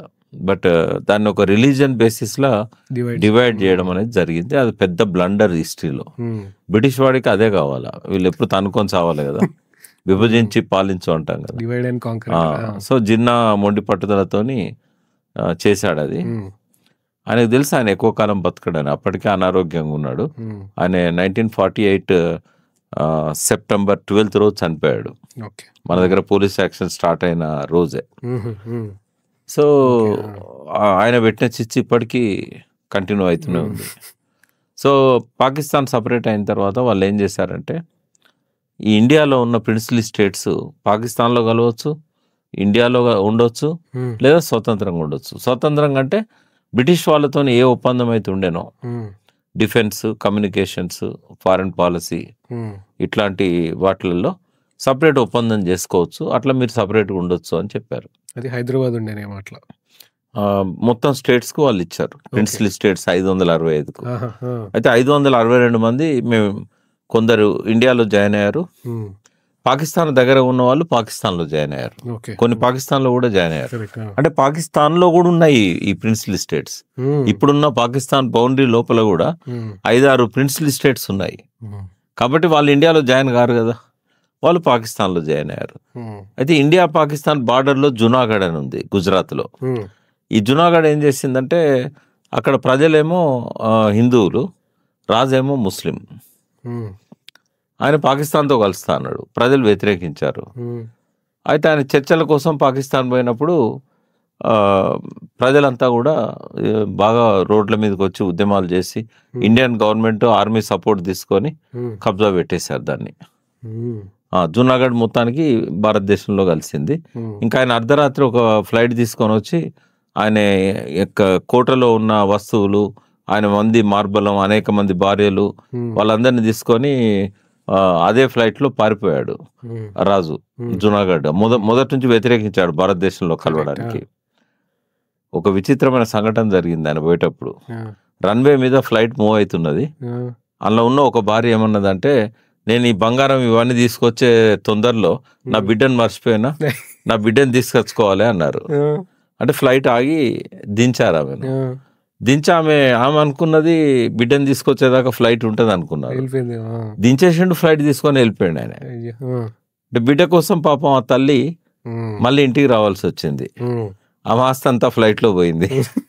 జునాగఢ్ రాజు అట్లా. అదే ఆ తర్వాత ఏమైంది, ఇక 2 మిగిలినాయి, కాశ్మీర్ అండ్ హైదరాబాద్. అయితే ఫస్ట్ వాళ్ళు కాశ్మీర్ ఇష్యూని డీల్ చేశారు. హైదరాబాద్తో ఏం చేశారంటే ఇక్కడ కాసిం రజ్వీ ఒక డిఫాక్టో కింగ్ లాగా ఉండే ఓ 2 లక్షల మంది రజాకార్లను ట్రైన్ చేసి ఓ గ్రామాలలో ఉన్న దొరలను అందరినీ చేతిలో పెట్టుకొని పాకిస్తాన్లో కలవాలి అని చెప్పేసి డిమాండ్ చేశాడు. చాలా కాలము ఒక రకంగా చెప్పాలంటే నిజాంను హౌస్ అరెస్ట్ చేసినట్టే చేశాడు. నిజాం సంబంధించిన వాళ్ళను. లాయక్ అలీ అని ప్రైమ్ మినిస్టర్ని ఆయనే పెట్టాడు ఒక 2 years ముందు, 1 year బిఫోర్, 1 year కూడా కాదు, కొన్ని నెలల ముందు. ఆ లాయక్ అలీని చేతిలో పెట్టుకొని ప్రైమ్ మినిస్టర్ని ఇక్కడ నిజాంను కంట్రోల్ చేశాడు. ఈ రజాకార్ల కృత్యాలకు అన్నిటికీ బాధ్యుడు కాసిం రజ్వీ. ఆయనేమో పాకిస్తాన్లో కలవాలని, నిజాం ఏమో ఇండిపెండెంట్గా ఉండాలని, పటేల్ ఏమో హైదరాబాద్లో మెర్జ్ కావాలని. వల్లభాయ్ పటేల్ అంటున్నారా? సర్దార్ వల్లభాయ్ పటేల్. అయితే ఎందుకంటే భారతదేశానికి నట్టనడి ప్రాంతం ఇది. మనకు దేశ బార్డర్ లేదు, సముద్రం లేదు, ఏది లేదు. అయితే ఆయన పట్టుబట్టాడు కలుపుకోవాలని. నెహ్రూ ఏమో బ్రిటిష్ వాళ్ళు ఇచ్చిన రూల్ ప్రకారంగా ముందు నిజాంకు అవకాశం ఇద్దాం, ఆయన ఎట్లా ఉంటాడో, ఆయన ఎట్లా ఉండాలనుకుంటాడు. నిజాం పాకిస్తాన్తో కలవడానికి ఒప్పుకోలేదు. కాసిం రజ్వీ ఏదైతే డిమాండ్ పెట్టాడో నిజాం ఒప్పుకోలేదు. నేను ఇండిపెండెంట్గా ఉంటా అన్నాడు. సో పిలిపించి ఒప్పందం చేసుకున్నారు November 29, 1947, ఇన్స్ట్రుమెంట్ ఆఫ్ యాక్సెషన్. ఇది సేమ్ బ్రిటిష్ వాళ్ళతో ఎట్లయితే ఒప్పందం ఉన్నదో సేమ్ ఒప్పందం. అయితే 1 year టైం పెట్టారు. November 28, 1948 వరకు అది అమల్లో ఉండాలి. బట్ నిజాం ఏం చేశాడంటే ఒక ఇన్సెక్యూరిటీ ఫీలింగ్ ఉండే ఆయనకు. అయితే సిడ్నీ కాటన్ అని అతను Second World Warలో పైలట్. అతని ద్వారా యూరోప్ నుంచి కొన్ని వెపన్స్ తెప్పించుకొని ఇక్కడ బీదర్లో ఎయిర్పోర్ట్ ఉండే. బీదర్ ఎయిర్పోర్ట్లో అర్ధరాత్రి పూట దాన్ని దించడము ఇదంతా చేస్తుంటే ఆ ఒప్పందంలో భాగంగా సికింద్రాబాద్ నుంచి సైన్యం అంతా షిఫ్ట్ అయిపోయింది. ఖాళీ చేయాలనేది అందులో ఒక కంటోన్మెంట్లో ఇవాళ ఉన్న ప్రాంతం ఉంది కదా, అక్కడి నుంచి ఆర్మీని వెనక్కి తీసుకోవాలని చెప్పాడు ఆయన. ఖాళీ చేశారు వాళ్ళు ఖాళీ చేసిన తర్వాత ఈయన ఆయుధాలు తెప్పేయడం మొదలు పెట్టాడు. అంటే ఒప్పందంలో డిఫెన్స్ అనేది ఇండియన్ సబ్జెక్ట్, అది ఇండియన్ గవర్నమెంట్ డీల్ చేయాలి. ఈయనకు వెపన్స్ ఎందుకు? ఈయన ఒప్పుకోలేదు, నేను వెపన్స్ తెస్తలేను అన్నాడు. అంటే వందే మాత్రం రామచంద్రరావు ఆయన బ్రదర్ అర్ధరాత్రి పూట పోయి ఆ బీదర్ ఎయిర్పోర్ట్ దగ్గరలో ఎక్కడో తుమ్మలలో అక్కడిక్కడ కూర్చొని ఫోటోలు తీసారు రాత్రి పూట. ఇక్కడ మున్షి KM మున్షి అని ఇండియన్ గవర్నమెంట్ రిప్రజెంటేటివ్ ఉండేవాడు, ఆయనకి ఇచ్చారు. ఆయన పటేల్ పంపించాడు. ఇంకా ఈయన ఏదో మన మీద ఇచ్చేస్తున్నాడు. కాబట్టి 3 కారణాలు. ఒకటి, నిజాం ఒప్పందానికి కట్టుబడి లేడు, ఆయుధాలు తెప్పించుకుంటున్నాడు. సెకండ్ ఏంటంటే రజాకార్ల దుర్మార్గాలు బాగా పెరిగిపోతా ఉన్నాయి, నిజాం కంట్రోల్ చేయలేకపోతున్నాడు కాసిం రజ్వీ దురాఘాతాలకు. మూడవది, ఇక్కడ పెద్ద ఎత్తున కమ్యూనిస్ట్ ఉద్యమం వచ్చింది. అదే టైంలో తెలంగాణ సాయుధ పోరాటం అంటాం, తెలంగాణ ప్రజల పీపుల్స్ ఆర్మ్ స్ట్రగుల్. అదే టైంలో చైనాలో అక్కడ ప్రభుత్వం వ్యతిరేకంగా మావో ఆధ్వర్యంలో విప్లవం విజయవంతం అవుతున్న సమయం అది. అక్కడ ఒక 1 year లేట్గా 1949లో కమ్యూనిస్ట్ పార్టీ ఆధ్వర్యంలో చైనా ప్రభుత్వం అనేది ఏర్పడ్డది. అయితే అప్పటికే ఇంకా ప్రపంచ దేశాలన్నీ చైనా ఇంకా విప్లవకారుల చేతుల్లో పోయింది. రష్యా ఎట్లయితే మార్క్స్ సిద్ధాంతాన్ని, లెనిన్ సిద్ధాంతాన్ని అమలు చేసి అక్కడ ఉన్న రాజ్యాన్ని జార్జ్ చక్రవర్తి పాలన కూలదోసి అధికారంలోకి వచ్చిందో, చైనా కూడా నా చాంకై షేక్ అని ఉండేప్పుడు ఆయన పాలన కూలదోసి విప్లవ విజయవంతం అవుతున్నది. సేమ్ ఇక్కడ కూడా తెలంగాణలో ఈ కొన్ని వేల మంది ఆర్మ్ స్ట్రగుల్ చేస్తున్నారు. నిజాం వాళ్ళని కంట్రోల్ చేయలేడు. ఒకవేళ అక్కడ కనుక చైనా లాగా విప్లవం వస్తే ఈ హైదరాబాద్ వాళ్ళ చేతుల్లో పోతుంది. అంటే భారతదేశం నట్టనడి ప్రాంతంలో ఈ విప్లవ రాజ్యం ఏర్పడడం అనేది ఆయనకి ఇష్టం లేదు. ఈ 3 కారణాల వల్ల ఆయన September 13th స్టార్ట్ చేశాడు. అన్ని వైపుల నుంచి ఆర్మీని పంపించి ఎదురొచ్చిన వాళ్ళందరినీ ఉచ్చకూత కోసారు. ఆ టైంలో ముస్లిమ్స్ని ఒక పండిట్ సుందర్లాల్ కమిటీ అని ఒకటి నెహ్రూ వేశాడు తర్వాత కాలంలో. అదే 1948లోనే ఈ పోలీస్ యాక్షన్ జరిగిన తర్వాత కొద్ది రోజులకి. ఆ కమిటీ అబ్జర్వేషన్ ఏంటంటే 40,000 మంది ముస్లింలను ఊచకూత కోసారు. అంటే వీళ్ళకి ఎవరు ఆర్ముడు ముస్లిమ్స్ కనబడలేదు, వాళ్ళు ఎప్పుడో పారిపోయారు. దొరికిన వాళ్ళని దొరికినట్టు ముస్లిం అయితే చాలు చంపేశారు. చాలా మానవ జాతి చరిత్రలో అంత దారుణమైన సంఘటనలు చాలా అరుదుగా ఉన్నాయి. అందులో హైదరాబాద్ పోలీస్ యాక్షన్ సందర్భంగా ముస్లింలో ఊచకోత. కేవలం 4 రోజుల్లో 40,000 మంది చంపేశారు. బట్ అసదుద్దీన్ ఓవైసీ చెప్తున్న దాన్ని బట్టి, పార్లమెంట్లో మాట్లాడిన దాన్ని బట్టి ఇట్ మే బి 2 lakhs. ఎక్కువ జరిగింది మనకు నార్త్ వెస్ట్ ప్రాంతం, బీదర్ నుంచి మొదలుపెట్టి గుల్షానాబాద్, ఉస్మానాబాద్, నాందేడు, ఇటు సైడ్ మళ్ళీ సోలాపూర్ వరకు, ఇటు సైడ్ అన్నట్టు. సో ఏదైతేంది, ఇక్కడ నిజాం లొంగిపోయిండు, నిజాం క్యాబినెట్ రాజీనామా చేసింది, లియాఖత్ అలీ పాకిస్తాన్ పారిపోయిండు, కాసిం రాజు అరెస్ట్ అయ్యాడు. 1957లో రిలీజ్ అయినాక ఆయనకు దేశ బహిష్కరణ చేశారు. 24 hours ఆయన పాకిస్తాన్ పోవాలని చెప్పేసి అక్కడ వెళ్ళిపోయి అక్కడ చనిపోయిండు ఆయన. ఈ వాజ్ అ లాయర్. సో ఇది ఆనాటి చరిత్ర. అయితే బ్రిటిష్ వాళ్ళు ఇచ్చిన ఫ్రీడమ్ ప్రకారం ఇంకొక నవంబర్ 29, 28 దాకా ఒప్పందం అమల్లో ఉండాలి. బట్ ఈ లోపే సర్దార్ పటేల్ సైన్యాన్ని పంపడం అనేది ఒక మాయని మచ్చ భారత ప్రభుత్వానికి. అంటే యునైటెడ్ నేషన్స్ సెక్యూరిటీ కౌన్సిల్ నియమాల ప్రకారం అట్లా చేయకూడదు. ఆర్మీని పంపినని అంటే నెహ్రూ దోషిగా నిలబడాల్సి వస్తుందని ఆర్మీ ప్లేస్లో దాని పోలీస్ యాక్షన్ అన్నారు. ఇంటర్నల్గా జరిగితే పోలీస్, కానీ ఎక్స్టర్నల్గా జరిగింది కదా, అది జస్ట్ యునైటెడ్ నేషన్స్ కళ్ళు కప్పడానికి పేరు ఆర్మీ యాక్షన్ అనకుండా పోలీస్ యాక్షన్ అన్నారు. దానికి ఆపరేషన్ పోలో అని ఒక పేరు పెట్టుకున్నారు. అన్ని వైపుల నుంచి. ఇప్పుడు మద్రాస్ ప్రెసిడెన్సీ అన్నారు. అప్పుడు మనం కర్నూలు అదంతా కూడా మద్రాస్ ప్రెసిడెన్సీలో ఉండేది, తుంగభద్ర నది వరకు. ఇటు ఖమ్మ అవతల మధిర వరకు మద్రాస్ ప్రెసిడెన్సీ. అక్కడ నుంచి సైన్యాలు వచ్చినాయి, పూణే నుంచి సైన్యాలు వచ్చినాయి, ఇటు నాగపూర్ నుంచి సైన్యాలు వచ్చినాయి. అన్ని హైదరాబాద్కి ఎన్ని రోడ్లు ఉన్నాయో అన్ని రోడ్ల నుంచి సైన్యాలు వచ్చినాయి. అట్లా జరిగింది అది పోలీస్ యాక్షన్. అది సెప్టెంబర్ 17 విలీన దినమా, విద్రోహ దినమా, స్వాతంత్ర దినమా, రకరకాల పేర్లు ఉన్నాయి దానికి. కమ్యూనిస్టులు, ఎక్స్ట్రీమిస్టులు ఏమో విద్రోహ దినం అన్నారు. కమ్యూనిస్టులు కూడా చాలా కాలం విద్రోహ దినం అనే అన్నారు, సిపిఐ సిపిఎం కూడా. మిగతా వాళ్ళు విలీన దినం అన్నారు, బీజేపీ వాళ్ళు స్వాతంత్ర దినం అన్నారు. బట్ ఏది ఏమైనా జరిగింది ఏంటంటే విలీనము. ఈ విలీనం అనేది స్వేచ్ఛగా జరగలేదు, ఇట్స్ ఎ ఫోర్స్ఫుల్. బ్రిటిష్ వాళ్ళు ఇచ్చిన ఆ స్వేచ్ఛ ప్రకారంగా నిజాం మీద జరిగింది. అది డెఫినెట్గా దురాక్రమణ అవుతుంది. ఫైనల్లీ కలిసిపోయింది. అక్కడ కూడా రాజకీయం ఉన్నది. కలిసిన డేట్ ఏంటంటే సెప్టెంబర్ 17 అంటారు. బట్ సెప్టెంబర్ 17 తర్వాత కూడా ఉత్తర్వులన్నీ నిజాం పేరు మీదే విడుదలైనాయి. నిజామే కింగ్గా ఉత్తర్వులన్నీ ఇచ్చాడు.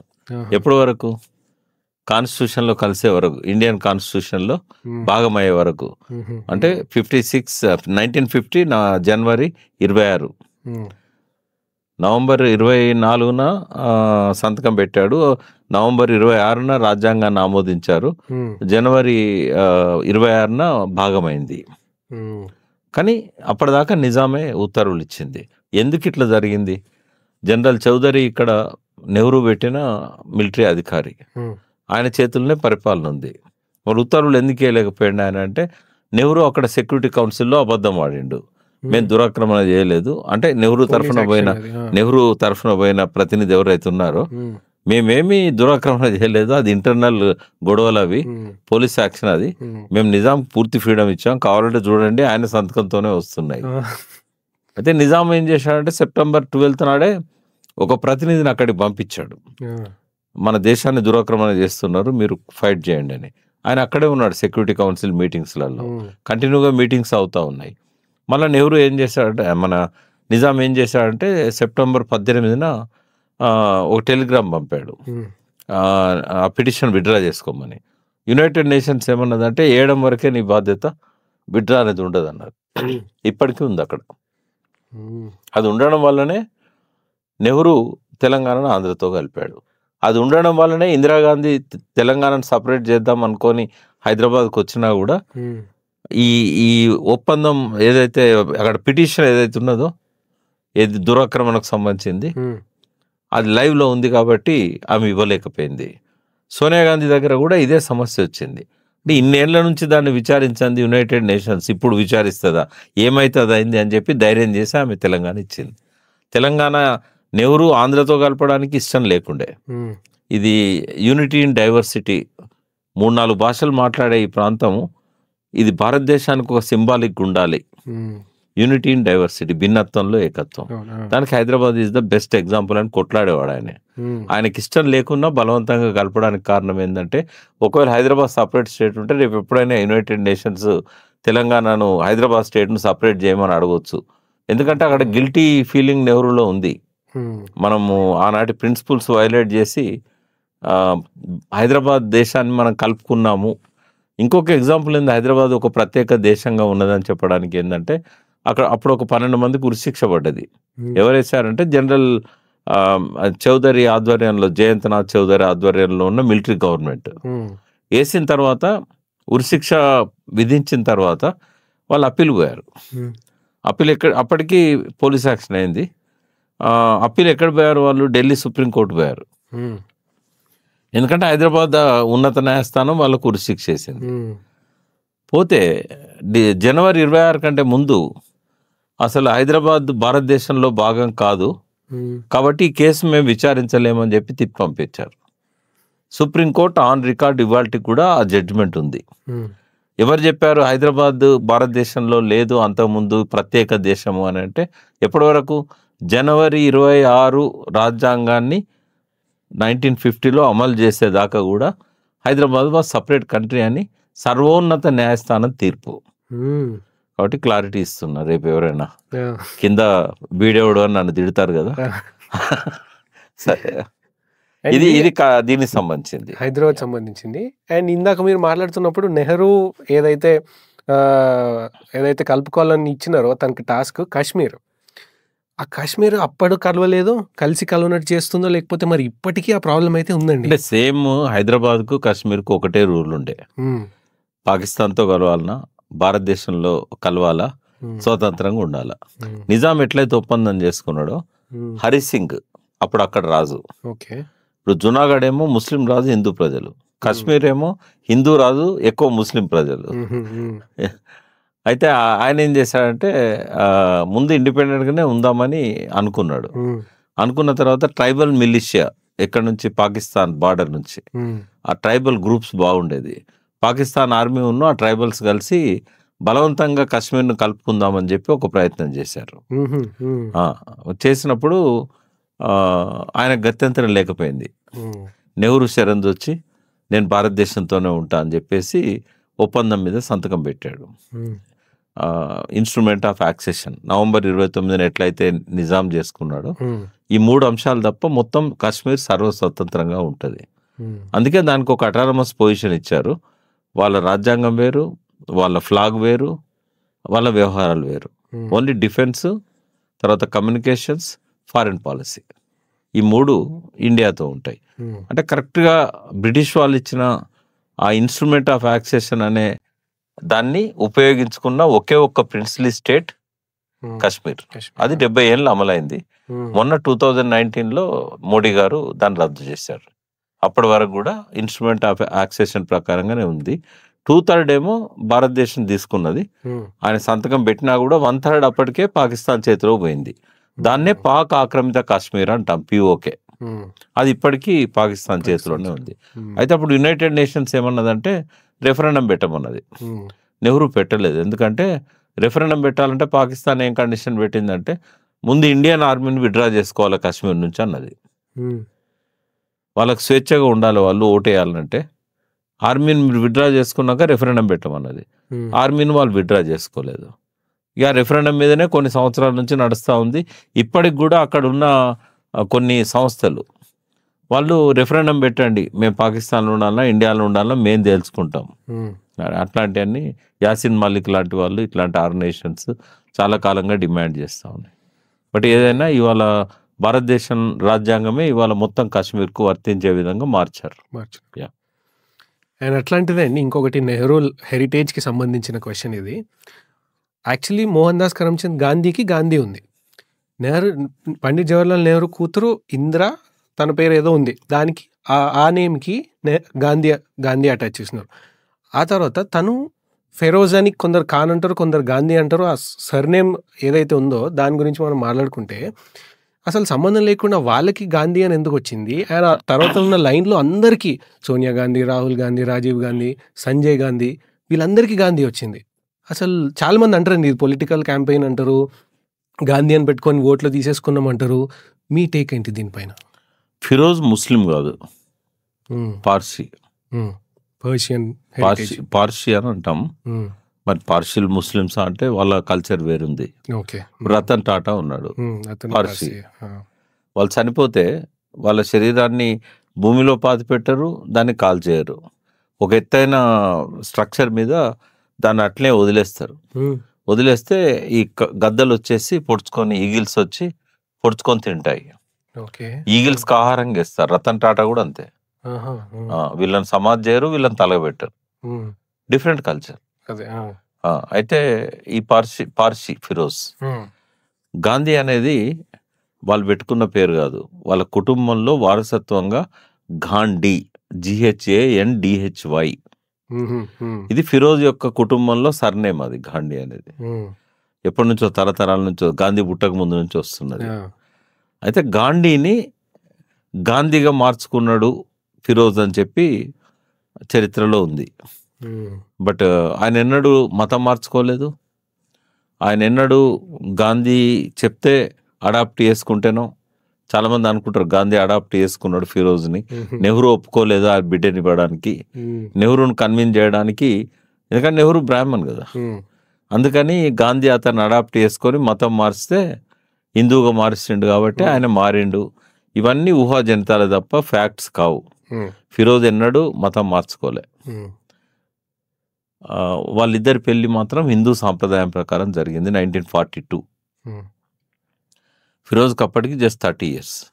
12th September 1912 ఫిరోజ్ జన్మదినం. ఆయన చనిపోయింది చాలా ఎంగేజ్లో చనిపోయాడు, 48 yearsకి. 1960 8th September, ఇంకో 4 రోజులు అయితే ఆయనది బర్త్డే ఉండే.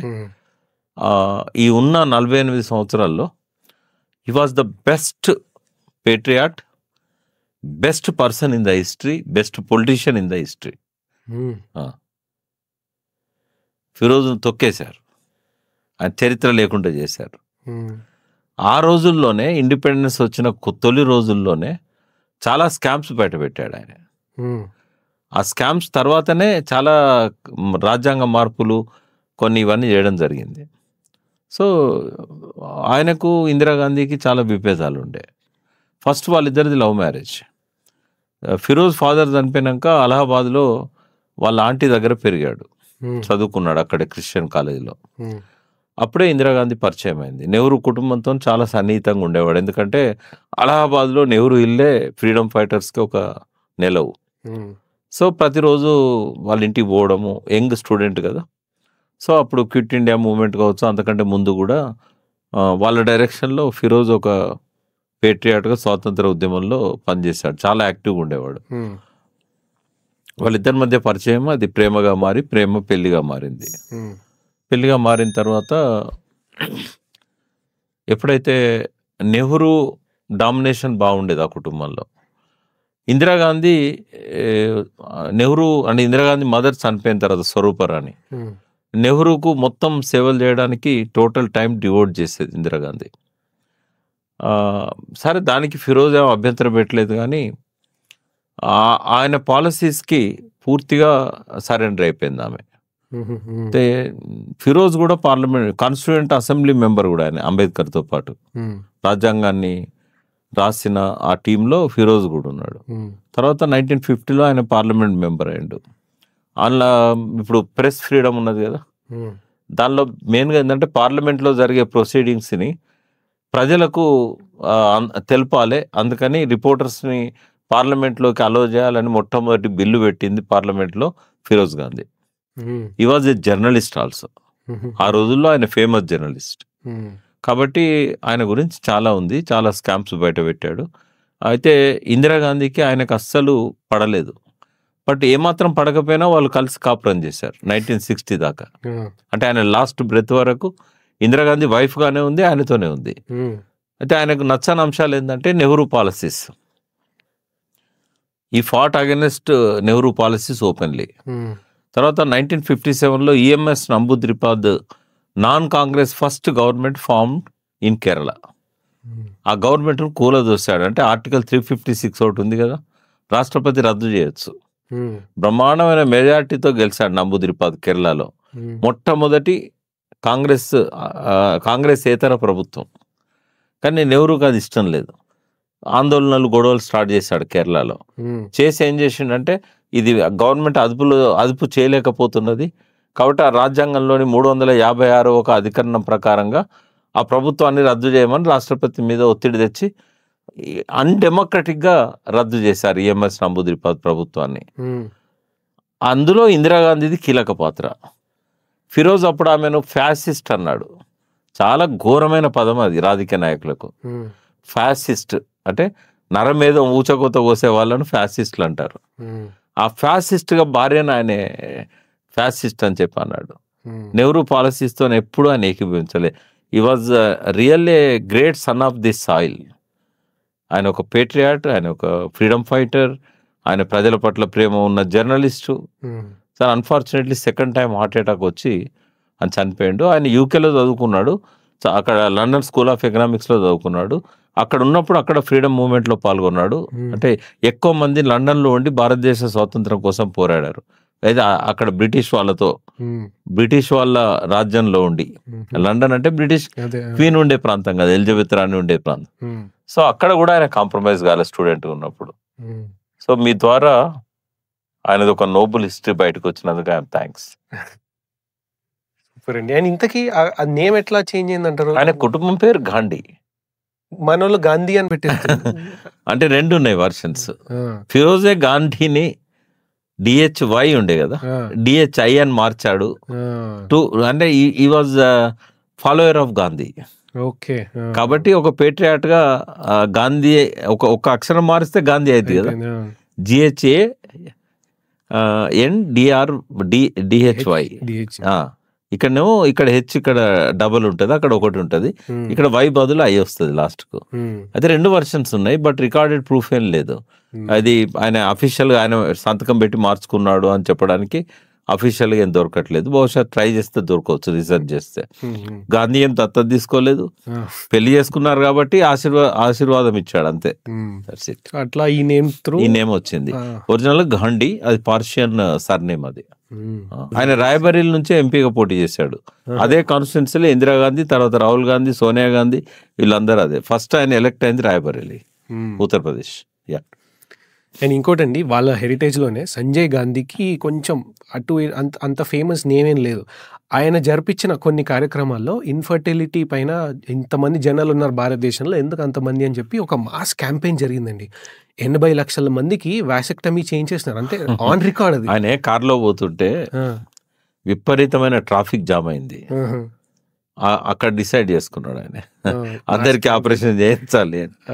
చాలా జరిగింది అది ఎమర్జెన్సీలో జరిగింది. దాని గురించి మాట్లాడగలుగుతారా? ఇప్పుడు ఆయన ఏంటంటే చాలా మొండి మనిషి. తను అనుకున్న మదర్ కూడా వినే మనిషి కాదు. ఒక యువరాజు లాగానే ఆయన బిహేవ్ చేశాడు. ఈ రాజీవ్ గాంధీ లాగా, రాహుల్ గాంధీ లాగా సాఫ్ట్ కాదు ఆయన. అయితే ఆ ఎమర్జెన్సీలో మొత్తం యంత్రాంగాన్ని అంతా తన కంట్రోల్లో పెట్టుకొని అప్పుడంతా రాజ్యాంగాన్ని పక్కకు పెట్టారు కదా, అలహాబాద్ తీర్పును పక్కకు పెట్టారు, ఆ జడ్జి చచ్చిపోయాడు అనుమానాస్పద పరిస్థితుల్లో. అయితే ఆయన ఆ ట్రాఫిక్ జామ్ అయినందుకు ఇంత అవసరమా, జనాభా చేపట్టే ఈ సమస్యలన్నీ వచ్చినాయి అని ఆఫీషియల్స్ను, డాక్టర్స్ను అందరినీ పట్టుకొని దొరికినట్టు చేశారు. అలా చెప్పుకోవడానికి ఏం లేదు. ఆయన unfortunately died in the accident. నేను అప్పుడు యూనివర్సిటీలో ఎంఏ ఫస్ట్ ఇయర్లో ఉన్న ఉస్మాన్ యూనివర్సిటీలో మేమందరం స్వీట్స్ పంచుకున్నాం. ఎందుకో తెలియదు, బట్ ఒక అంటే పోస్ట్ ఎమర్జెన్సీలా వీళ్ళు చేసిన అకృత్యాల మీద బాగా పేపర్లలో వచ్చేది. ఇది 77 తర్వాత మేమంతా దాంతో ప్రభావితమై మేము ఎక్స్ట్రీమ్ లెఫ్ట్ వైపు పోవడానికి కూడా ఎమర్జెన్సీ ఒక కారణం.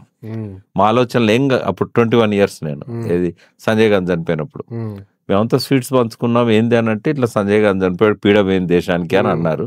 బట్ నేను అట్లా ఒప్పుకోను. కానీ ఆ రోజున్న ఉత్సాహం అది, ఆయన చనిపోతే పండగ చేసుకున్నారు. But it was unfortunate. On an ending note 2 questions అడగాలనుకుంటున్నానండి. మీరు మీకు లైఫ్లో దొరికిన బెస్ట్ అడ్వైజ్ ఏంటి? ఈ అడ్వైజ్ నాకు ఎవరు ఇవ్వలేదు. నా అంతటి నేను అడ్వైజ్ అంటే నాకు నేనే పెట్టుకొని నేను దాన్ని పాటిస్తున్నా. ఒకటి మన కోసం బ్రతకద్దు, సమాజం కోసం బ్రతకాలి. సమాజం బాధలు మన బాధలు, ప్రజల గొడవే నా గొడవ అన్నాడు కాళోజీ.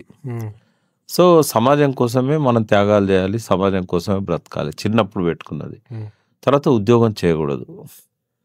మనమే 100 మందికి ఉద్యోగాలు ఇవ్వాలి తప్ప మనం ఉద్యోగం చేయకూడదు. తర్వాత సంపాదించే ప్రతి పైసా భయంతో రావద్దు, అదే మంచి డబ్బు అని బ్రహ్మకుమారి చెప్తారు. మీ జేబులోకి వచ్చే ప్రతి పైసా భయంతో రావద్దు. కానీ నేనేమంటున్నా అంటే 10 మందికి మనం ఉపయోగపడడం ద్వారా, వాళ్ళకు ఆరోగ్యాన్నో ఆనందాన్నో కలిగించడం ద్వారా వచ్చే పైసా అదే నాకు కావాలి. అందుకే నేను ఈ రాజకీయ చట్టంలో నేను ఇమ్మడను. నేను ఎమ్మెల్యే పోటీ చేయమన్నప్పుడు చేయలేదు. ముఖ్యమంత్రి స్వయంగా బ్రేక్ఫాస్ట్ పిలిచి ఎమ్మెల్సీ ఇస్తానంటే అది కూడా గవర్నర్ కోట వద్దని రిజెక్ట్ చేశాను. నాకు పదవుల మీద ఇంట్రెస్ట్ లేదు. చైర్మన్గా వాటర్ రిసోర్సెస్కి ఉన్నాను అంటే నీళ్ళ మీద నాకున్న ప్రేమ, అది కూడా ఆయనంతటా ఆయనే నాకు ఇచ్చారు. నా కోసం ప్రత్యేకంగా కార్పొరేషన్ ఏర్పాటు చేసి. నాకు లక్ష్యం ప్రకృతి. జీవితంలో ఫెయిల్యూర్ స్టోరీస్ ఎక్కువ ఉన్నాయి. సమాజం మారాలని విప్లవకారులతో కలిసిపోవడం, ఆ సమాజం మారకపోగా విప్లవకారులతో చనిపోయారు. తర్వాత అనేక సంఘాలు పెట్టాము. లైఫ్లో బాగా ఆనందాన్ని ఇచ్చింది తెలంగాణ సాధించడం. అందరి కృషి ఉంది, అది నా లైఫ్ అంబిషన్ ఉండే. ఇప్పుడు నా లైఫ్ అంబిషన్ ఏంటంటే, సరే రాజకీయాల్లో నేనున్నా అంటే పార్టీలో లేకపోయినా రాజకీయాలు రోజు మాట్లాడుతున్నా, నా లక్ష్యం కంప్లీట్గా పంచభూతాలను కాపాడే దానిలో నా ఆఖరి శ్వాస దాకా అందులోనే ఉండాలని. పంచభూతాలకు మన బాడీ ఐడెంటికల్గా ఉంటుంది. మన బాడీని మనం కాపాడుకోవాలన్నా పంచభూతాలను కాపాడాలి. రేపు ఇంకొక 100 సంవత్సరాల తర్వాత తల్లి కడుపులో జనించే శిశువు కూడా స్వేచ్ఛా వాతావరణంలో పెరగాలి.